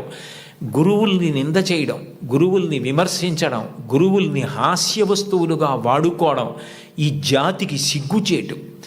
గురువు పేరు చెప్పేటప్పటికీ నేల మీద పడిపోయారు. రామాయణంలో అంతటి రాముడు విశ్వామిత్రుడి పిలిస్తే దగ్గరికి వెళ్ళి నిలబడి ఇమౌస్మ మునిషార్దూల కింకరౌ సముపస్థితౌ ఆజ్ఞాపయ యుధిష్టం వై శాసనం కరవామకిం అన్నాడు. గురువుగారు లోకంలో ఎవరు చెప్పినా సలహా, మీరు చెప్తే మాత్రం ఆజ్ఞ. గురువుగారు చెప్తే ఆజ్ఞ, అందులో నేను తలపెట్టను. ఈ పని చేసి పెడతావా అని ఇప్పుడు అడక్కండి, ఈ పని చెయ్యరా రామా అనండి, నేను మీ కింకరుణ్ణి గురువుగారు అన్నాడు. ఇది ఈ జాతి నేర్పినటువంటి విషయం. మీరు ఏ మహాత్ముణ్ణి తీసుకోండి, టంగుటూరి ప్రకాశం పంతులు గారు జీవిత చరిత్రలో వ్రాసుకున్నారు. డబ్బు కట్టలేక కష్టాలు పడి ఇతర పనులు చేస్తూ రోజు పాఠం వినలేకపోయిన పిల్లల్ని ఆ రోజుల్లో సుందర శివయ్య గారని ఒక హెడ్ మాస్టర్ ఇంటికి తీసుకెళ్ళి కూర్చోపెట్టుకుని పాఠాలు చెప్పి వృద్ధిలోకి తెచ్చారు. ఆయన కారణం నేను వృద్ధిలోకి రావడానికని రాసుకున్నారు. ఆయన నడక అలా ఉండేది, ఆయన ప్రవర్తన అలా ఉండేది, ఆయన పాఠం చెప్తే అలా ఉండేదని పక్కనే గుంటూరులో మాజేటి గురవయ్య పాఠశాల అన్న పాఠశాలలో నరసయ్య గారని ఆయన చెప్పిన పాఠాలు, ఆయన వ్యవహరించిన తీరు నన్ను అంత ప్రభావితుణ్ణి చేశాయని మహానుభావుడు ఆయన నోరి దత్తాత్రేయుడు గారు తన జీవిత చరిత్రలో రాసుకున్నారు. గురువులు మనిషిని చెక్కుతారు, ఒక శిలలోంచి శిల్పాన్ని చెక్కుతారు. ఓ సరస్వతీదేవి విగ్రహాన్ని ఒక రాయి తీసుకొచ్చి చెక్కితే శిల్పి దాని మీద ఎక్కి కూర్చుని చెక్కుతాడు. కళ్ళు చెక్కేటప్పుడు చిట్ట చివర ఎంతో జాగ్రత్తగా చెక్కుతాడు. ఉలిని పెట్టి సుత్తి పెట్టి కొడతాడు. ఆఖరణ దానికి అధివాసాలు చేసి గుళ్ళోకి తీసుకొచ్చి ప్రతిష్ఠ చేస్తారు. ప్రతిష్ఠ చేసిన తర్వాత చెక్కిన శిల్పి కూడా నమస్కారం చేస్తాడు. ఆ శిల్పి చెక్కాడు కాబట్టి మన అందరి ఆర్తి తీర్చుకోవడానికి ఆ మూర్తి ముందు నిలబడి నమస్కరిస్తున్నాం. ఈ సమాజంలో గౌరవింపబడిన మహనీయులందరూ గురువులు చెక్కిన శిల్పాలే, అది వాళ్ళే వ్రాసుకున్నారు. గురువుని గౌరవించడం అన్నది అంత గొప్ప ఈ జాతిలో. తల్లిని గౌరవించండి, తండ్రిని గౌరవించండి, మీ తోబుట్టువుల్ని ప్రేమగా చూడండి, మీ తోటివారిని ప్రేమించండి, గురువుల్ని గౌరవించండి. మీరు నైతిక విలువలతో మీరు మీ వీధిలో ఉంటే ఆయన మా వీధిలో ఉన్నాడని వీధిలో వాళ్ళు పొంగిపోవాలి. మీరు కుటుంబంలో ఉంటే వాడు మా అన్నయ్య, మా తమ్ముడు, మా కుటుంబ సభ్యుడు, నా కొడుకు అని తల్లిదండ్రులు పొంగిపోవాలి. మా ఊరి వాళ్ళు పొంగిపోవాలి, దేశం పొంగిపోవాలి. అంతటి వారు అయి తీరుతారు. అందుకేనేమో వయసు రీత్యా, అనుభవం రీత్యా జీవితంలో ఎన్నో విషయాలు ఎన్ని వేల మందితోనో సమన్వయమైనటువంటి అంత అనుభవంతో, అంత ఆర్తితో మీ అందరూ వృద్ధిలోకి రావాలని, కేవలం చదువు కాదు దానితో పాటు మీకు నైతిక విలువలు అందాలని, మీరు మంచి పిల్లలని పేరు తెచ్చుకోవాలని ఎంతో తాపత్రయపడి, ముఖ్యమంత్రి గారు నిజానికి నేను ఎక్కడో నెల్లూరులో ఉంటే నాకు ఫోన్ చేసి మీరు ఈ పని చేసి పెట్టాలి అని అడిగితే నేను ఎక్కువ ఆధ్యాత్మిక ప్రవచనాల మీద ఆసక్తి చూపిస్తాను. కానీ ఆయన అంత ఆర్తిగా అడిగినప్పుడు పిల్లల కోసం నేను చెయ్యగలిగినది చేసి పెడదామని తప్పకుండా చేస్తానండి అని వారిని గౌరవంగా కలిసినప్పుడు వారు నాకు మొట్టమొదట కోరినది ఏది అంటే, కుటుంబ విలువల గురించి తప్పకుండా చెప్పండి కోటేశ్వరరావు గారు. ఇంట్లో తల్లిని, తండ్రిని, గురువుని, తోబుట్టువుల్ని గౌరవిస్తే పిల్లలు మంచి వాళ్ళు అవుతారు. పిల్లలు మంచి వాళ్ళైతే, వాళ్ళు మంచి పేరు తెచ్చుకుంటే, వృద్ధిలోకి వస్తే, దురలవాట్లకి దూరంగా ఉంటే, అంతకన్నా మీకు కానీ నాకు కానీ ఏం కావాలి? అందుకని ఇది మీరు చేసి పెట్టాలి అన్నారు. ఆ స్థాయిలో ఉన్న వ్యక్తి నిజానికి అంత బతిమాలి అడగక్కర్లేదు. అంటే ఆయనకి మీ మీద ఎంత తాపత్రయం ఉందో అర్థం చేసుకోండి. నిజానికి నేను ఈ పదవి ఏ గౌరవం కోసం కానీ, ఈ పదవి ఏదైనా ప్రయోజనం కోసం కానీ నేను స్వీకరించినది కాదు. ఒక రాష్ట్రాన్ని నడిపించే వ్యక్తి అంత తాపత్రయపడ్డారు. నేను దానికి ఏమాత్రమైనా ఉపయోగపడితే అంతకన్నా నాకు సంతోషమే ఉంటుంది. కోన శశిధర్ గారితో మాట్లాడుతూ నేను అన్నాను, నేను ఆఖరి 10 ఓవర్స్ ఆడుతున్నానండి, నాకు 66 ఏళ్ళు వచ్చాయి, ఇంకొక 10 ఏళ్ళు మహా అయితే ఇంత స్వేచ్ఛగా సమాజంలో తిరిగి చెప్పగలనేమో. ఈ సమయం నేను పిల్లలకి కొంత కేటాయించి చేయగలిగితే నాకు అంతకన్నా ఆనందం ఏముంటుంది అని ఒప్పుకున్నాను. కాబట్టి నేను చెప్పిన ప్రతి మాట నా గుండెల్లోంచి వచ్చింది తప్ప నా నోట్లోంచి వచ్చింది కాదు. కాబట్టి మీ అందరూ చక్కగా క్రమశిక్షణతో వృద్ధిలోకి వచ్చి మంచి పేరు ప్రఖ్యాతులు తెచ్చుకోవాలని నేను త్రికరణ శుద్ధిగా శారదామాత పాదార విందములకు శిరసు తాటించి సాంజలిబంధకంగా నమస్కరిస్తూ, ఇంత గొప్ప సదస్సులో పిల్లల కోసం ఇంత ఆర్తితో ఏర్పాటులు చేసిన చోట మాట్లాడడానికి అవకాశం ఇచ్చిన పెద్దలందరికీ నా హృదయపూర్వక కృతజ్ఞతలు ఆవిష్కరిస్తూ స్వస్తి.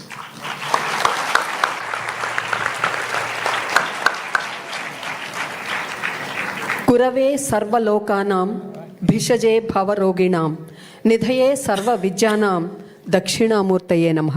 సాక్షాత్తు దక్షిణామూర్తిలాగా మరి ఇప్పటి వరకు మనందరికీ అనేక విలువలు బోధించినటువంటి గౌరవనీయులు బ్రహ్మశ్రీ వారికి ఒక్కసారి లేచి నిలబడి కరతాళధ్వనులతో అభినందనలు నమస్సులు తెలియచేసుకుందాం. వారు ఇంత చక్కటి ప్రసంగాన్ని, ఇంత మంచి విలువలను తరతరాల కోసం అందించినటువంటి ఈ చిన్నారులు ఖచ్చితంగా గుర్తుపెట్టుకొని ముందు తరాలకు అందిస్తారు. ఇది కేవలం ఇక్కడ ఉన్న విద్యార్థులకు మాత్రమే కాదు, ఎక్కడెక్కడో ఉన్నవారు కూడా దీన్ని విని పాటిస్తారని భావిస్తూ మీ అందరికీ ధన్యవాదాలు తెలియజేస్తూ దయచేసి కూర్చోవలసిందిగా కోరుతున్నాను. విలువలు లేని జీవితం కలువలు లేని కాసారం లాంటిది, అంటే కలువలు పూయని చెరువు లాంటిది. ఇది పిల్లల కోసం నేను చెప్తున్నాను. ఇక మరి ప్రస్తుతం ఒక మహా తుఫాన్ లాంటిది ఒక ప్రశ్న. ఏదైనా ఒక ప్రశ్న మనకు వస్తే ఖచ్చితంగా దానికి జవాబు వెతుక్కునే వరకు ఎదురు చూస్తూనే ఉంటాం. మరి అటువంటి ప్రశ్నోత్తరావళి ఇప్పుడు గౌరవనీయులు బ్రహ్మశ్రీ చాగంటి కోటేశ్వరరావు గారితో, అలాగే మరి గౌరవనీయ మంత్రివర్యులు ఇన్ఫర్మేషన్ టెక్నాలజీ మరియు మన మానవ వనరుల అభివృద్ధి శాఖ మంత్రులు గౌరవనీయులు శ్రీ నారా లోకేష్ గారితో పిల్లలు ప్రసంగించబోతూ ఉన్నారు. వారి ప్రశ్నలను వాళ్ళు ఇప్పుడు సంధించబోతూ ఉన్నారు. ఎంతమంది సిద్ధంగా ఉన్నారమ్మా ప్రశ్నలు అడగటానికి? ఎవరెవరు ఉన్నారు ఒక్కసారి చేతులు ఎత్తండి చూద్దాం. Very good. సరే, ప్రశ్నలు అయితే ఉన్నాయి, మీరు ముందే మాకు చెప్పారు.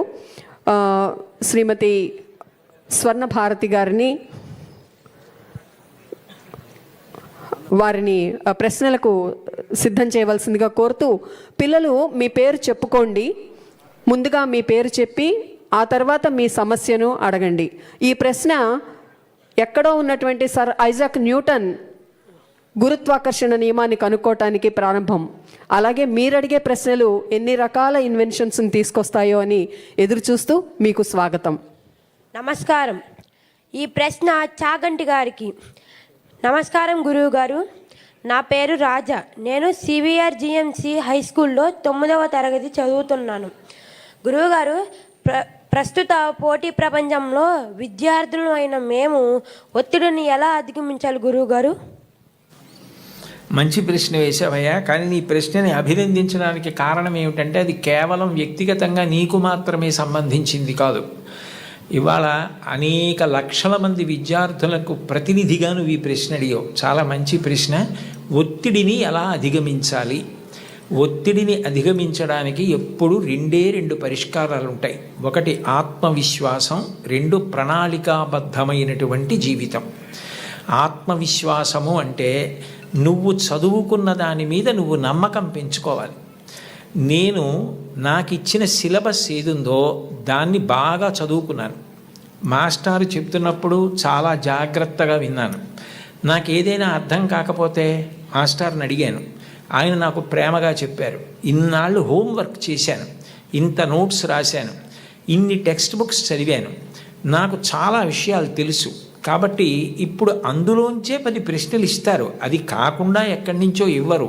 కాబట్టి నేను తప్పకుండా వ్రాయగలను అని ముందు నీ మీద నువ్వు ఆత్మవిశ్వాసం పెంచుకుంటే నువ్వు చాలా హాయిగా ప్రశాంతంగా పరీక్షకి వెళ్ళగలుగుతావు. అట్లా కాకుండా నువ్వు ఏదో భయంతో నేను చదివినవి నాకు జ్ఞాపకం వస్తాయా, నేను అన్నీ చదివానా, నేను వదిలేసినవి ఏమైనా వస్తాయా అన్న బెంగ పెట్టుకోకుండా నీ మీద నువ్వు విశ్వాసాన్ని ముందు పొందగలగాలి. 2, నువ్వు ఇవాళ పరీక్ష ఉంది అంటే నిన్న రాత్రి నుంచి చదివితే నువ్వు బెంగ పెట్టుకోవాలి, ఒత్తిడి పడాలి. ప్రతిరోజు కూడా నువ్వు ప్రణాళికాబద్ధంగా నేను ఇన్ని గంటలకి నిద్ర లేవాలి అంటే ఖచ్చితంగా అన్ని గంటలకి నిద్ర లేవాలి. నరేంద్ర మోడీ గారి తండ్రి చెప్పులు వేసుకుని ఎడుతుంటే టక్ టక్ టక్, ఆయనే వాడినటువంటి శబ్దం ఇది ఇంటర్వ్యూలో. టక్ టక్ టక్ అన్న శబ్దం వినపడితే గడియారాలు దిద్దుకునేవారట. 4:30 మోడీ గారి తండ్రి వెడుతున్నారని చెప్పి, దామోదర్ గారు వెడుతున్నారని చెప్పి. అంటే అంత ఖచ్చితంగా సమయపాలన అలవాటు కావాలి. ఇన్ని గంటలకి లేవాలంటే అన్ని గంటలకి లేవాలి. ఇన్ని గంటలు నేను చదువుకోవాలంటే ఆ పుస్తకాలు కావలసినవి దగ్గర పెట్టుకుని గడికి లేవడం కాకుండా చక్కగా చదువుకోవాలి. అన్నం తింటే నువ్వైపోయినట్టు, నీళ్లు తాగితే నువ్వైపోయినట్టు, నువ్వు చదివింది నువ్వైపోవాలి. అంటే అంత బాగా చదవాలి. ఒక కాగితం మీదకి సూర్యరశ్మి పడితే కాగితం కాలదు. ఒక కుంభాకార కటకాన్ని భూతద్దాన్ని సూర్యబింబానికి ఎదురుగుండా పెడితే ఆ కాంతి అందులోంచి వచ్చి కాగితం మీద పడితే కొంతసేపటికి కాగితం కాలుతుంది. ఎందుకనంటే ఆ వేడి భూతద్దంలోంచి ఒక చోట కేంద్రీకృతం అయింది, కాలింది కాగితం. నువ్వు చదివితే అలా చదవాలి. చదువుతున్నంతసేపు పుస్తకం ఏం చదువుతున్నావో అది నీలోకి వెళ్ళిపోవాలి. భూపసభాంతరాళమన పుష్కళ వాక్చతురత్వము ఆజి బాహాపటు శక్తి ఉన్నంటాడు భర్తృహరి. నీకు అవసరమైనప్పుడు అలా జ్ఞాపకానికి రావాలి. నువ్వు తిన్నది నువ్వెట్లా అయిపోయావో, నువ్వు తాగింది నువ్వెట్లా అయిపోయావో, నువ్వు చదివింది నువ్వు అట్లా అయిపోవాలి. నీకు అలా జ్ఞాపకం ఉండాలి. అలా ప్రతిరోజు చదువుకోవడం నీకు సంతోషం కావాలి. చదువు భారంగా చదవకూడదు. It must be a passion for you. ఎప్పుడు తెల్లారలేద్దాం, ఎప్పుడు చదువుదామని నీకు ఆసక్తి ఉండాలి, ఆతృత ఉండాలి, అందులో ఒక గొప్ప సంతోషం ఉండాలి. అలా నువ్వు టైం మేనేజ్మెంటు, డిసిప్లిన్ను, సెల్ఫ్ కాన్ఫిడెన్స్ నేర్చుకుంటే ఒత్తిడన్న మాటే ఉండదు. నువ్వు ధైర్యంగా ఏ పరీక్షకైనా పెడతావు, ఎదుర్కొంటావు. ఎప్పుడైనా ఒకసారి వైఫల్యం లభించిందనుకో, కలాం గారిని తలుచుకో. ఫెయిల్ అంటే ఆయన ఫెయిల్ అంటే పడిపోయావని కాదు, first attempt in learning, FAIL అని డిఫైన్ చేశారు. ఇది మొదటిసారి పొరపాటు జరిగినది. మళ్ళీ చేతిలో మట్టి ముద్ద కింద పడితే భూమిని అంటుకుంటుంది, బంతి పడితే పైకి లేస్తుంది. అలా పైకి లే తప్ప బెంగ పెట్టుకోకు. ఇక పైన అన్ని విజయ పరంపరలతో కొనసాగు. శుభం భూయాత్. ధన్యవాదాలు గురువుగారు. తదుపరి ప్రశ్న మరొక విద్యార్థి అడగటానికి సిద్ధంగా ఉన్నారు.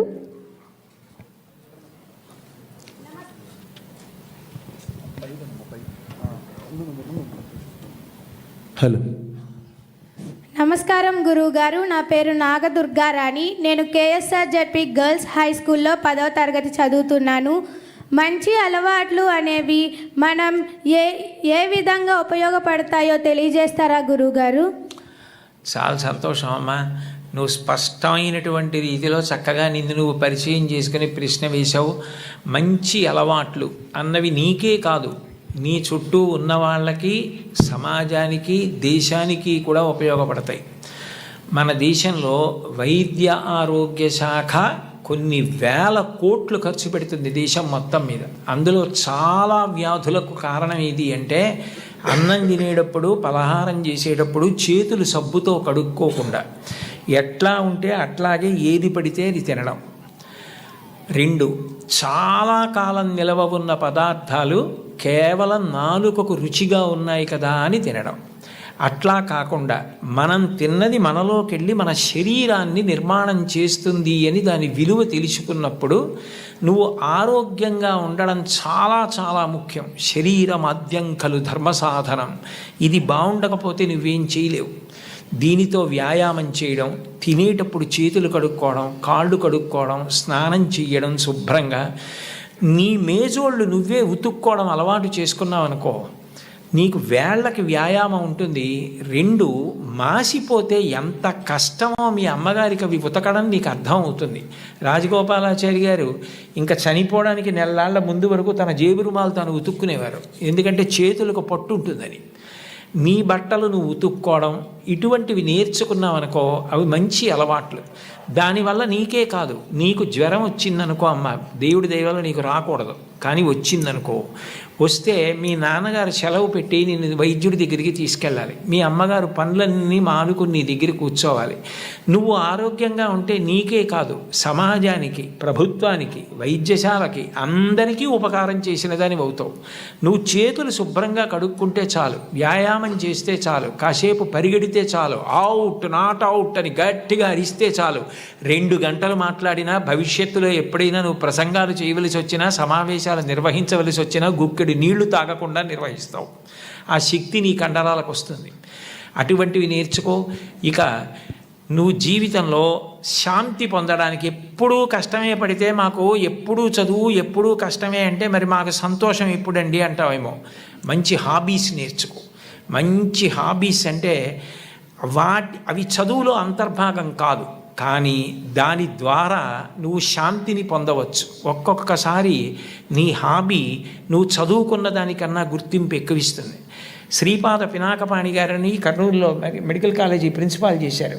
శ్రీపాద పినాకపాణి గారు మంచం మీద ఆఖరి రోజుల్లో పడుకుని ఉండగా నేదునూరి కృష్ణమూర్తి గారు, విజయవాడలో మల్లాది బ్రదర్సు, వీళ్ళందరూ వెళ్ళి చుట్టూ చేరి కర్ణాటక సంగీతం పాడారు. ఆయన బై ప్రొఫెషన్ డాక్టర్, కానీ కర్ణాటక సంగీతానికి అంత పెద్ద పేరు తెచ్చారు. ఇవాళ శ్రీపాద పినాకపాణి గారు అంటే సంగీతం నేర్చుకునే వాళ్ళందరూ 2 చేతులు ఎత్తి నమస్కారం చేస్తారు. ఒక డాక్టరు హాబీ సంగీతం నేర్చుకుని అంత గొప్పవారయ్యారు. నువ్వు చక్కగా 4 కీర్తనలు పాడడం నేర్చుకున్నావు అనుకో, నీకు ఎప్పుడైనా విసుగ్గా ఉన్నప్పుడు నువ్వే ఓ కీర్తన పాడుకుంటే ఎంత సంతోషిస్తావు. మా ఊరంటే కాకినాడ, అక్కడ డాక్టర్ జగదీశ్వరి గారు ఉన్నారు. ఆవిడ పురుళ్ళు పోయడంలో నిష్ణాతురాలు, అన్ని ఆపరేషన్లు చేసేవారు. ఆవిడ ఆపరేషన్కి మధ్యలో రిలాక్స్ అవ్వలసి వస్తే తంబూరా పట్టుకుని వాయిస్తూ కీర్తన పాడుకుంటారు, పాడుకుని వైద్యం చేస్తారు. ఇప్పటికీ మహాప్రఖ్యాతి ఆవిడ, మహావృద్ధురాలైపోయారు. ట్రిప్లెట్స్కి, ట్విన్స్కి దాని మీద మెడికల్ కాలేజెస్లో ప్రసంగాలు చేస్తారు. అది నీకు సొలేస్ ఇస్తుంది, నీకు రిలీఫ్ ఇస్తుంది. You become a reversible turbine. ఎంత అలసట నీకు తెలియకుండా పోతుంది. అబ్దుల్ కలాం గారు రాష్ట్రపతి భవన్లో వీణ వాయించేవారు, నీకు తెలుసా? ఆయన ఫొటోస్ ఉన్నాయి ఇప్పటికీ. ఆ వీణ వాయించడంలో రిలాక్స్ అవుతారు. నాకు కలాం గారు అంటే చాలా ఇష్టం, లింకన్ గారు అంటే చాలా ఇష్టం, విన్స్టన్ చర్చిల్ అంటే నాకు చాలా ఇష్టం. చాలామంది చాగంటి కోటేశ్వరరావు అంటే ఛాందసుడు అనుకుంటారు. కాదు, కోటేశ్వరరావుకి ఇంకో కోణం ఉందని తెలియదు. కాబట్టి ఓ టెన్నిస్ ఆడు, కాసేపు పరిగెత్తు, కాసేపు ఖోఖో ఆడు, బొమ్మలు గీయడం నేర్చుకో. నీలో ఉన్న ఇన్స్టింక్ట్ నీకు తెలుస్తుంది. నీకు ఏది ఇష్టమని అనిపిస్తోందో అది చేయడం ప్రారంభం చెయ్యి. నువ్వు విశ్రాంతి పొందుతావు, పేరు వస్తుంది, ప్రఖ్యాతి వస్తుంది. ఓ భాగవతం చదువు, ఓ రామాయణం చదువు, వాటి గురించి మంచి మంచి పుస్తకాలు చదువు, వాటి గురించి పిల్లలతో మాట్లాడు. అట్లాంటి హాబీస్ ఇన్కల్కేట్ చేసుకో, నీకు ఉపయోగం. నీ చుట్టూ ఉన్న పిల్లలు కూడా నీ వల్ల ఇన్ఫ్లుయెన్స్ అయ్యి అలా చేయడం నేర్చుకుంటారు. ఏమ్మా? శుభం భూయా. ధన్యవాదాలు సార్. టీచర్ నిజంగా ఈ పిల్లలు అడుగుతున్నటువంటి ఈ ప్రశ్నలు కేవలం ఆ జవాబులు వాళ్ళకి మాత్రమే కాదు, మనందరికీ కూడా ఎంతో సంతృప్తిని, సంతోషాన్ని, ఆలోచనను కలిగిస్తున్నందుకు పిల్లలకు కూడా కృతజ్ఞతలు తెలియజేస్తూ తదుపరి ప్రశ్న అడగవలసిందిగా కోరుతున్నాను.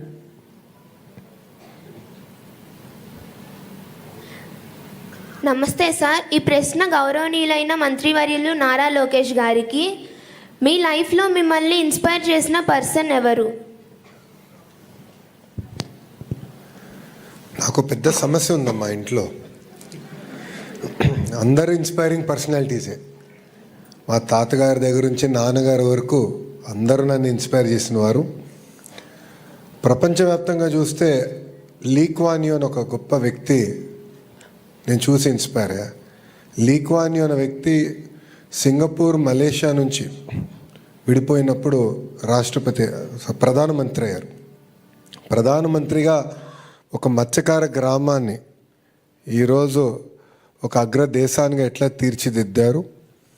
ఆర్థికంగా కాకుండా సమాజంలో కావాల్సిన విలువలు, అంటే అన్ని కులాలు మతాలకు చెందిన వారు కలిసికట్టుగా ఎలా ఉండాలి, సోషల్ హార్మనీ అనేది ఎలా ఏర్పడితే బాగుంటుందని ఆయన చేసి చూపించినవారు. అందుకే ఈరోజు చూస్తే సింగపూర్ లాంటి దేశం అగ్రదేశంగా తయారైంది. భారతదేశానికి వచ్చేగల వాజ్పేయి గారిని చూసి పెరిగిన వారిని. అదేవిధంగా వాజ్పేయి గారి గురించి అంటే వాస్తవంగా నాకు వాజ్పేయి గారిని కలిసే అదృష్టం నాకు దక్కలేదు.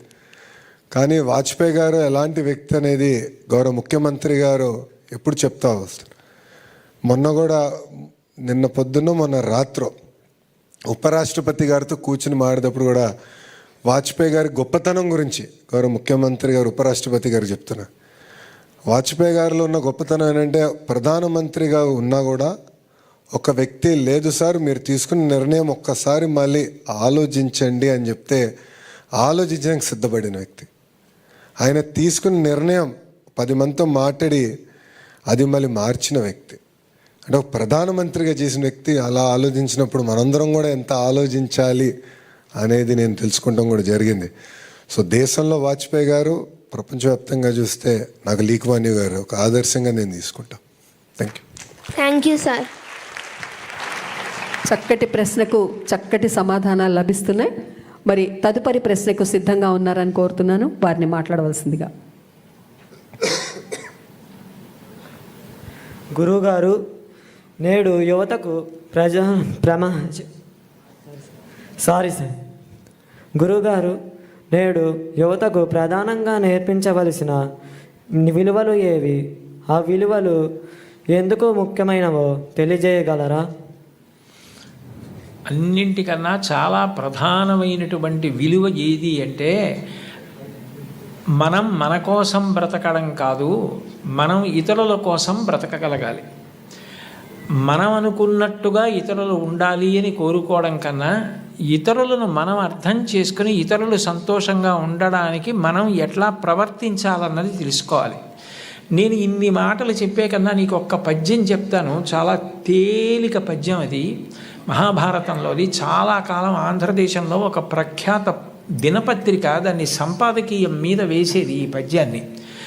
ఒరులేమేమియునర్చిన నరవర అప్రియము నీ మనంబున కగు, తానురులకు నది చేయకునికి పరాయణము పరమధర్మ పదములకెల్లన్.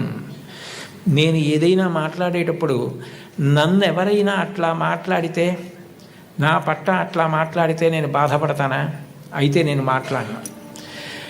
నేను ఎవరికైనా ఏదైనా ఒక పని చేసేటప్పుడు ఇటువంటి పని నాకెవరైనా చేస్తే నేను బాధపడతానా? అయితే వద్దు, నేను వాళ్ళకి చేయను. ఇదొక్కటి చూసుకుంటే, మాట్లాడే ముందు ఇట్లా మాట్లాడితే, నన్ను ఉద్దేశించి ఎవరైనా అట్లా మాట్లాడితే నేను చాలా బాధపడతాను. అయితే నేను ఇంకోళ్ళని ఉద్దేశించి మాత్రం అట్లా మాట్లాడను. నా పట్ల ఎవరైనా ఇట్లా చేస్తే నేను చాలా బాధపడతాను. ఆ పని నేను ఇతరులకు చెయ్యను. ఏదైనా మాట్లాడే ముందు, చేసే ముందు నన్ను గురించి అలా మాట్లాడితే, నా పట్ల అట్లా చేస్తే, నేను ఏమనుకుంటానన్నది ఆలోచించుకోవడం నీకు వస్తే నువ్వు ఇతరులకు అపకారము చెయ్యలేవు. నీ వలన మేలేదు. ఒరులేమేమియునర్చిన నరవరా ప్రియముని మనంబున కగు, తానురులకు నది చేయకునికి పరాయణము పరమధర్మ పదములకెళ్ళన్. ఇంకంతకన్నా ధర్మం లేదు లోకంలో. పెద్దవాళ్ళైనా పిల్లలైనా ఎవరైనా చిన్నప్పటి నుంచి నేర్చుకోవలసింది అంతే. గుర్రం జాషువా గారు చిన్న కొడుకు వెళ్ళి పిట్టని కొట్టి కింద పడిపోతే కర్రతో కొట్టి బతికుండగా ఈక పీకుతుంటే ఆయన కూతురు హేమలత రవణం గారే ఒక వ్యాసం రాశారు. జాషువా గారు చాలా మాటలు చెప్పారు. ఆయనకి భౌతత ఎక్కువ. తప్పురా, అలా పక్షికి పడగొట్టి దాన్ని ఈకలు పీకుతున్నావు, అది బాధపడుతుంది, అలా చెయ్యకు అని. పిల్లవాడు వినేవాడు కాదు. ఆయన ఒక రోజున ఏం చేశారంటే, ఆ పిల్లాడు కూర్చునుండగా వెనక నుంచి వచ్చి గట్టిగా పట్టుకుని వాడు వెంట్రుకలు పీకడం మొదలెట్టారు. మొయ్యో మొయ్యో మొయ్యో అని వాడు ఏడుస్తున్నాడు. యారా, ఇన్ని వెంట్రుకలు ఉన్నాయే, 4 పీకితే ఏడిచావు, దాని ఈకలు పీకేస్తున్నావు, దానికి అన్నీ కలిపోయి 50-60 ఉన్నాయి, అదెంత ఏడుస్తుందిరా, ఇప్పుడు అర్థమైందా అన్నాడు. మళ్ళీ జీవితంలో ఆ పిల్లవాడు అట్లాంటి పని చేయలేదు. తనకి ఏది జరిగితే బాధో అర్థమైతే అది ఇతరులకు చెయ్యలేడు. ఆ రోజున భారతంలో చెప్పిన పద్యం ఎంత గొప్పదో అర్థమవుతోందా? నీకు ఉదాహరణ కూడా చెప్పా. అందుకని అది అలవాటు చేసుకో, నువ్వు మహితాత్ముడు అవుతావు. ధన్యవాదాలు గురువు గారు. మరొక ప్రశ్నతో పిల్లలు సిద్ధంగా ఉన్నారు.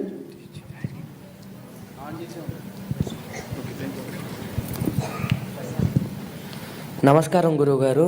నా పేరు జాషువా. నేను అమర్జీవి పొట్టి శ్రీరాముల ఉన్నత పాఠశాలలో 10వ తరగతి చదువుతున్నాను. గురువుగారు, కాలంతో పోటీ పడుతూ ముందుకు పరిగెడుతున్న మా తరం వారికి రామాయణం, మహాభారతం, భాగవతాలు వంటి గ్రంథాలు చదవడం వలన ఉపయోగం ఏమిటో తెలియజేయండి గురువుగారు. నువ్వు జాషువా అని పేరు పెట్టుకున్నందుకు నాకు ఎంతో సంతోషంగా ఉందయ్యా. ఆ పేరు పెట్టిన మీ అమ్మగారికి నాన్నగారికి నమస్కారం చేస్తున్నాను. మహానుభావుడు ఏం కవిత్వం చేశారయ్యా. ఒక్కొక్క పద్యం చదువుతుంటే గుండెలు పిండేసినట్టుంటుంది. అంత గొప్ప పద్యాలు రాశారు కదయ్యా ఆయన. ఇంతకీ నువ్వు నన్ను అడిగిన ప్రశ్నకి జవాబు ఏంటంటే, రామాయణ, భారత, భాగవతాలు ఈ వయస్సులో మేము చదువుకోవడం వల్ల మాకు కలిగే ప్రయోజనం ఏమిటి? నేను నీకు ఒక్క విషయం చెప్తాను, నీకు అర్థమైపోతుంది. నేనేం పెద్ద దాని గురించి ప్రసంగం చేయక్కర్లా. మహాభారతంలో శల్యుడు అని ఒక ఆయన ఉన్నాడు. ఆయన మద్రదేశాధిపతి. అంటే పాండురాజుకి 2 భార్యలు, కుంతి, మాద్రికి సోదరుడు. కాబట్టి నకుల సహదేవులకు మేనమామ. నకుల సహదేవులకి మేనమామ అయితే ధర్మరాజు గారికి, భీముడికి, అర్జునుడికి కూడా మేనమామ. కురుక్షేత్ర యుద్ధం ప్రారంభమైంది. తన మేనల్లుళ్ళు కాబట్టి వాళ్ళ పక్షాన యుద్ధం చేద్దామని శల్యుడు మహావీరుడు బయలుదేరి వస్తున్నాడు మద్రదేశం నుంచి. ఆయన వస్తున్నాడని తెలుసుకుని దుర్యోధనుడు ఏం చేశాడంటే కనపడకుండా చలువ పందిళ్ళు వేయించి సాయంకాలం అయ్యేటప్పటికీ నృత్యం సంగీతం అన్నీ పెట్టేవాడు. పొంగిపోయి ఇవన్నీ ధర్మరాజు చేస్తున్నాడు అనుకుని ఓ రోజున ఎవరు చేస్తున్నారు, ధర్మరాజు గారే కదా, ఉన్నాడా రమ్మనమన్నారు. అప్పటి వరకు కనపడకుండా దాక్కున్న దుర్యోధనుడు ఎదురుగుండా వచ్చి, మీరు మహానుభావుడు, మీరు వస్తుంటే మా పక్షాన యుద్ధం చేయాలా, మీకు ఇవన్నీ నేనే ఏర్పాటు చేశానన్నాడు. పొగిడేటప్పటికి పొంగిపోయాడు శల్యుడు. నీకేం కావాలి చెప్పు, చేసి పెడతానన్నాడు. మీరు మా పక్షాన యుద్ధం చేయండి అన్నాడు. తప్పకుండా చేస్తానన్నాడు. దేనికి బయలుదేరాడు? పాండవుల పక్షాన యుద్ధం చేయడానికి బయలుదేరాడు. పొగిడి 4 సత్కారాలు చేసేటప్పటికీ అది వదిలేశాడు. కౌరవుల పక్షాన యుద్ధం చేయడానికి వెళ్ళాడు. పోనీ వెళ్ళిన వాడు ఏం చేయాలి? దుర్యోధనుడితో వెళ్ళిపోవాలి. తగుదునమ్మా అని ధర్మరాజు గారి దగ్గరికి వెళ్ళాడు. ఆయనకి తెలిసిన విద్య ఈయనకి తెలీదా? ఈయన కూడా పొగిడాడు. పొగిడి ఆయన్ని కుర్చీ వేసి కూర్చోబెట్టి తన కింద కూర్చొని నహుషోపాఖ్యానం చెప్పమన్నాడు. అంటే ధర్మరాజు గారంతటి వాడు కింద కూర్చుని వింటున్నాడు, నేను చెప్తున్నాను కదా అని నహుషోపాఖ్యానం చెప్పి పొంగిపోయి, ధర్మరాజా నీకేం కావాలి చెప్పన్నాడు. మళ్ళీ పొగడ్తకు లొంగిపోయాడు. ధర్మరాజు గారు అన్నాడు, మీరు ఎటు అక్కడ మాట ఇచ్చారు కదా, అక్కడే యుద్ధం చేయండి. మా పక్షాన కృష్ణుడు అర్జునుడికి సారథ్యం చేస్తాడు. మళ్ళీ కృష్ణుడితో సమానమైన సారథి మీరే కాబట్టి మీరు అక్కడ కర్ణుడికి సారథ్యం చేస్తారు. చేసినప్పుడు కర్ణుడికి మనశ్శాంతి లేకుండా అదే పనిగా నింద చేయండి. నింద చేస్తే కర్ణుడికి బుద్ధి కేంద్రీకరణ పోతుంది, అంటే కాన్సన్ట్రేషన్ పోతుంది. పోతే కర్ణుడు చచ్చిపోతాడు. మాకు అది చాలు, ఆ ఉపకారం చేయండి అన్నాడు. తప్పకుండా నీకు ఈ ఉపకారం చేసి పెడతానన్నాడు. నిజానికి శల్యుడు కానీ కృష్ణుడు కానీ ఆ రోజుల్లో సారథ్యం నేర్చుకోక్కర్లా. ఇందాక ఆ పాప అడిగిందే, అది వాళ్ళిద్దరికీ హాబీ. నేర్చుకుని ప్రపంచ ప్రఖ్యాతి పొందారు సారథ్యంలో. కృష్ణుడు విలువకి కట్టుబడి అర్జునుడికి సారథ్యం చేసి అర్జునుడిని కాపాడి పార్థసారథి అని బిరుదు పొందాడు. శల్యుడు కర్ణుడికి సారథ్యం చేసి ధర్మరాజుకి మాట ఇచ్చానని అదే పనిగా కర్ణుడిని విమర్శించి నింద చేసి కర్ణుడు చచ్చిపోవడానికి కారణమై, చచ్చిపోయిన తర్వాత కాళీరథం పట్టుకుని దుర్యోధనుడి దగ్గరికి వెళ్ళి, పాపం కర్ణుడు గొప్పవాడే కానీ చచ్చిపోయాడు అన్నాడు. అందుకని ఇప్పటికీ మన పక్షాన ఉండి మనని విమర్శిస్తూ మనని పాడు చేయడానికి ప్రయత్నించేవాడిని వీడు శల్య సారథ్యం రా అంటారు. దేనికి పనికొచ్చింది శల్యుడి విద్య? పొగట్టకి లొంగిపోవడం ఎంత ప్రమాదకరమో, నువ్వు ఎంత గొప్పవాడివైనా పొగట్టలకి లొంగిపోయే బలహీనత ఉంటే పాడైపోవడం కాదు, కాలం ఉన్నంత కాలం అపకీర్తి ఉండిపోతుంది. శల్య సారథ్యం అని పేరుండిపోయినట్టు. కాబట్టి నేను వృద్ధిలోకి రావడమే కాదు, పొగట్టలకి లొంగకూడదు. అలాగని పెద్దల ఆశీర్వచనాన్ని వదిలిపెట్టుకోకూడదు. ఇది గుర్తుపెట్టుకోవాలంటే మహాభారతంలో శల్యుడి కథ పనికొస్తుంది. అప్పుడు చిన్నపిల్లాడికి భారతం అక్కర్లేదని ఎవరంటారు? నువ్వు అది బాగా నీకు వంట పట్టింది అనుకో, నువ్వు జీవితంలో వృద్ధిలోకి వస్తావు. రేపొద్దున నువ్వు ఎంత గొప్పవాడివైనా నిష్కారణంగా పొగిడితే లొంగవు. పెద్దలైన వారు నిన్ను వచ్చి మంచిగా మర్యాదగా ప్రేమగా మాట్లాడితే వాళ్ళ ప్రేమని నువ్వు అర్థం చేసుకోనుగలవు. అప్పుడు నువ్వు వృద్ధిలోకి రావడానికి కారణమైందా లేదా? కాబట్టి రామాయణ భారత భాగవతాది గ్రంథములు మంచి మంచి గ్రంథములు ఎక్కడ ఏ భాషలో ఎందులో ఉన్నా చదివి మంచి స్వీకరించి వాటిని జీవితంలో అనుష్ఠానంలోకి తెచ్చుకోవాలి. ఏమ్మా? ధన్యవాదాలు గురువుగారు. ధన్యవాదాలమ్మా. పుస్తకాలు మౌనంగా నిశ్శబ్దంగా ఉంటాయి, కానీ తమని చదివిన వారితో విశృంఖలంగా మాట్లాడిస్తాయి. అటువంటి పుస్తకాల పఠనం పిల్లలకు చాలా అవసరం. మరి తదుపరి ప్రశ్న వేసేటువంటి విద్యార్థి ఏమడుగుతాడో చూద్దాం. ఈ ప్రశ్న గౌరవనీయులైన విద్యాశాఖ మంత్రి శ్రీ నారా లోకేష్ గారికి. సార్, మీరు స్కూల్లో చదువుకునేటప్పుడు మీకు నచ్చిన టీచర్ ఎవరు? మీకు ఏ సబ్జెక్ట్ అంటే చాలా బాగా ఇష్టం తెలియజేస్తారా? ఇప్పుడు ఉపాధ్యాయుల మధ్యన గొడవలు సృష్టించినట్టున్నా స్వామి. ఎందుకంటే నేను ఈరోజు ఈ స్థాయికి వచ్చానంటే కేవలం ఒక్కరు కాదు, చాలామంది నన్ను చెక్కినవారు. దాంట్లో ప్రధానంగా చూస్తే మంజుల మేడం గారు అని ఉండేవారు స్కూల్లో. చాలా స్ట్రిక్ట్ మేడం. మాది అల్లరి బ్యాచ్. నా ప్రసంగాలు చూస్తుంటే మీకు తెలిసేది ఇప్పటికీ. మా అంతా ఒక అల్లరి బ్యాచ్. భారతీయ విద్యాభవన్లో చదివిన వాడిని. సో అందరికి ఒక ఎగ్జాంపుల్ చేయాలని నన్నే ఎక్కువ కొట్టేవారు. అది మా మంజుల మేడం గారు. సో ఇంట్లో మా అమ్మ ఎట్లానో స్కూల్లో మా మేడం గారు అలా వాయించేవారు. రెండోది స్కూల్కి వచ్చేగల రమాదేవి మేడం గారు. అంటే అప్పుడు నేను వైస్ ప్రిఫెక్ట్ అయ్యా స్కూల్కి. అప్పుడు స్కూల్ని ఎట్లా లీడ్ చేయాలి, ఎలా ముందరికి వెళ్ళాలి, కొత్త ప్రోగ్రామ్స్ ఎలా రూపొందించాలి అని దానిపైన ఆ ఆలోచన నాలో తీసుకొచ్చినవారు. ఇంటర్మీడియట్కి వచ్చేగల కొన్ని సబ్జెక్ట్స్లో నేను వీక్గా ఉండేవాడిని. బ్రిడ్జ్ కోర్స్ పెట్టారు నారాయణ గారు, ఇప్పుడు మంత్రిగా ఉన్నారు నారాయణ గారు. ఆయనే నాకు పాఠాలు చెప్పారు స్వయంగా, అప్పుడు క్యాల్కులస్ అది. సో ఆయన బ్రిడ్జ్ కోర్స్ వల్ల నేను కార్నింగ్ మెల్లన్, తర్వాత వెళ్ళి 2 సంవత్సరాలు వరల్డ్ బ్యాంక్లో పనిచేసి మళ్ళీ స్టాన్ఫర్డ్కి వెళ్ళేదానికి కూడా అవకాశం వచ్చింది.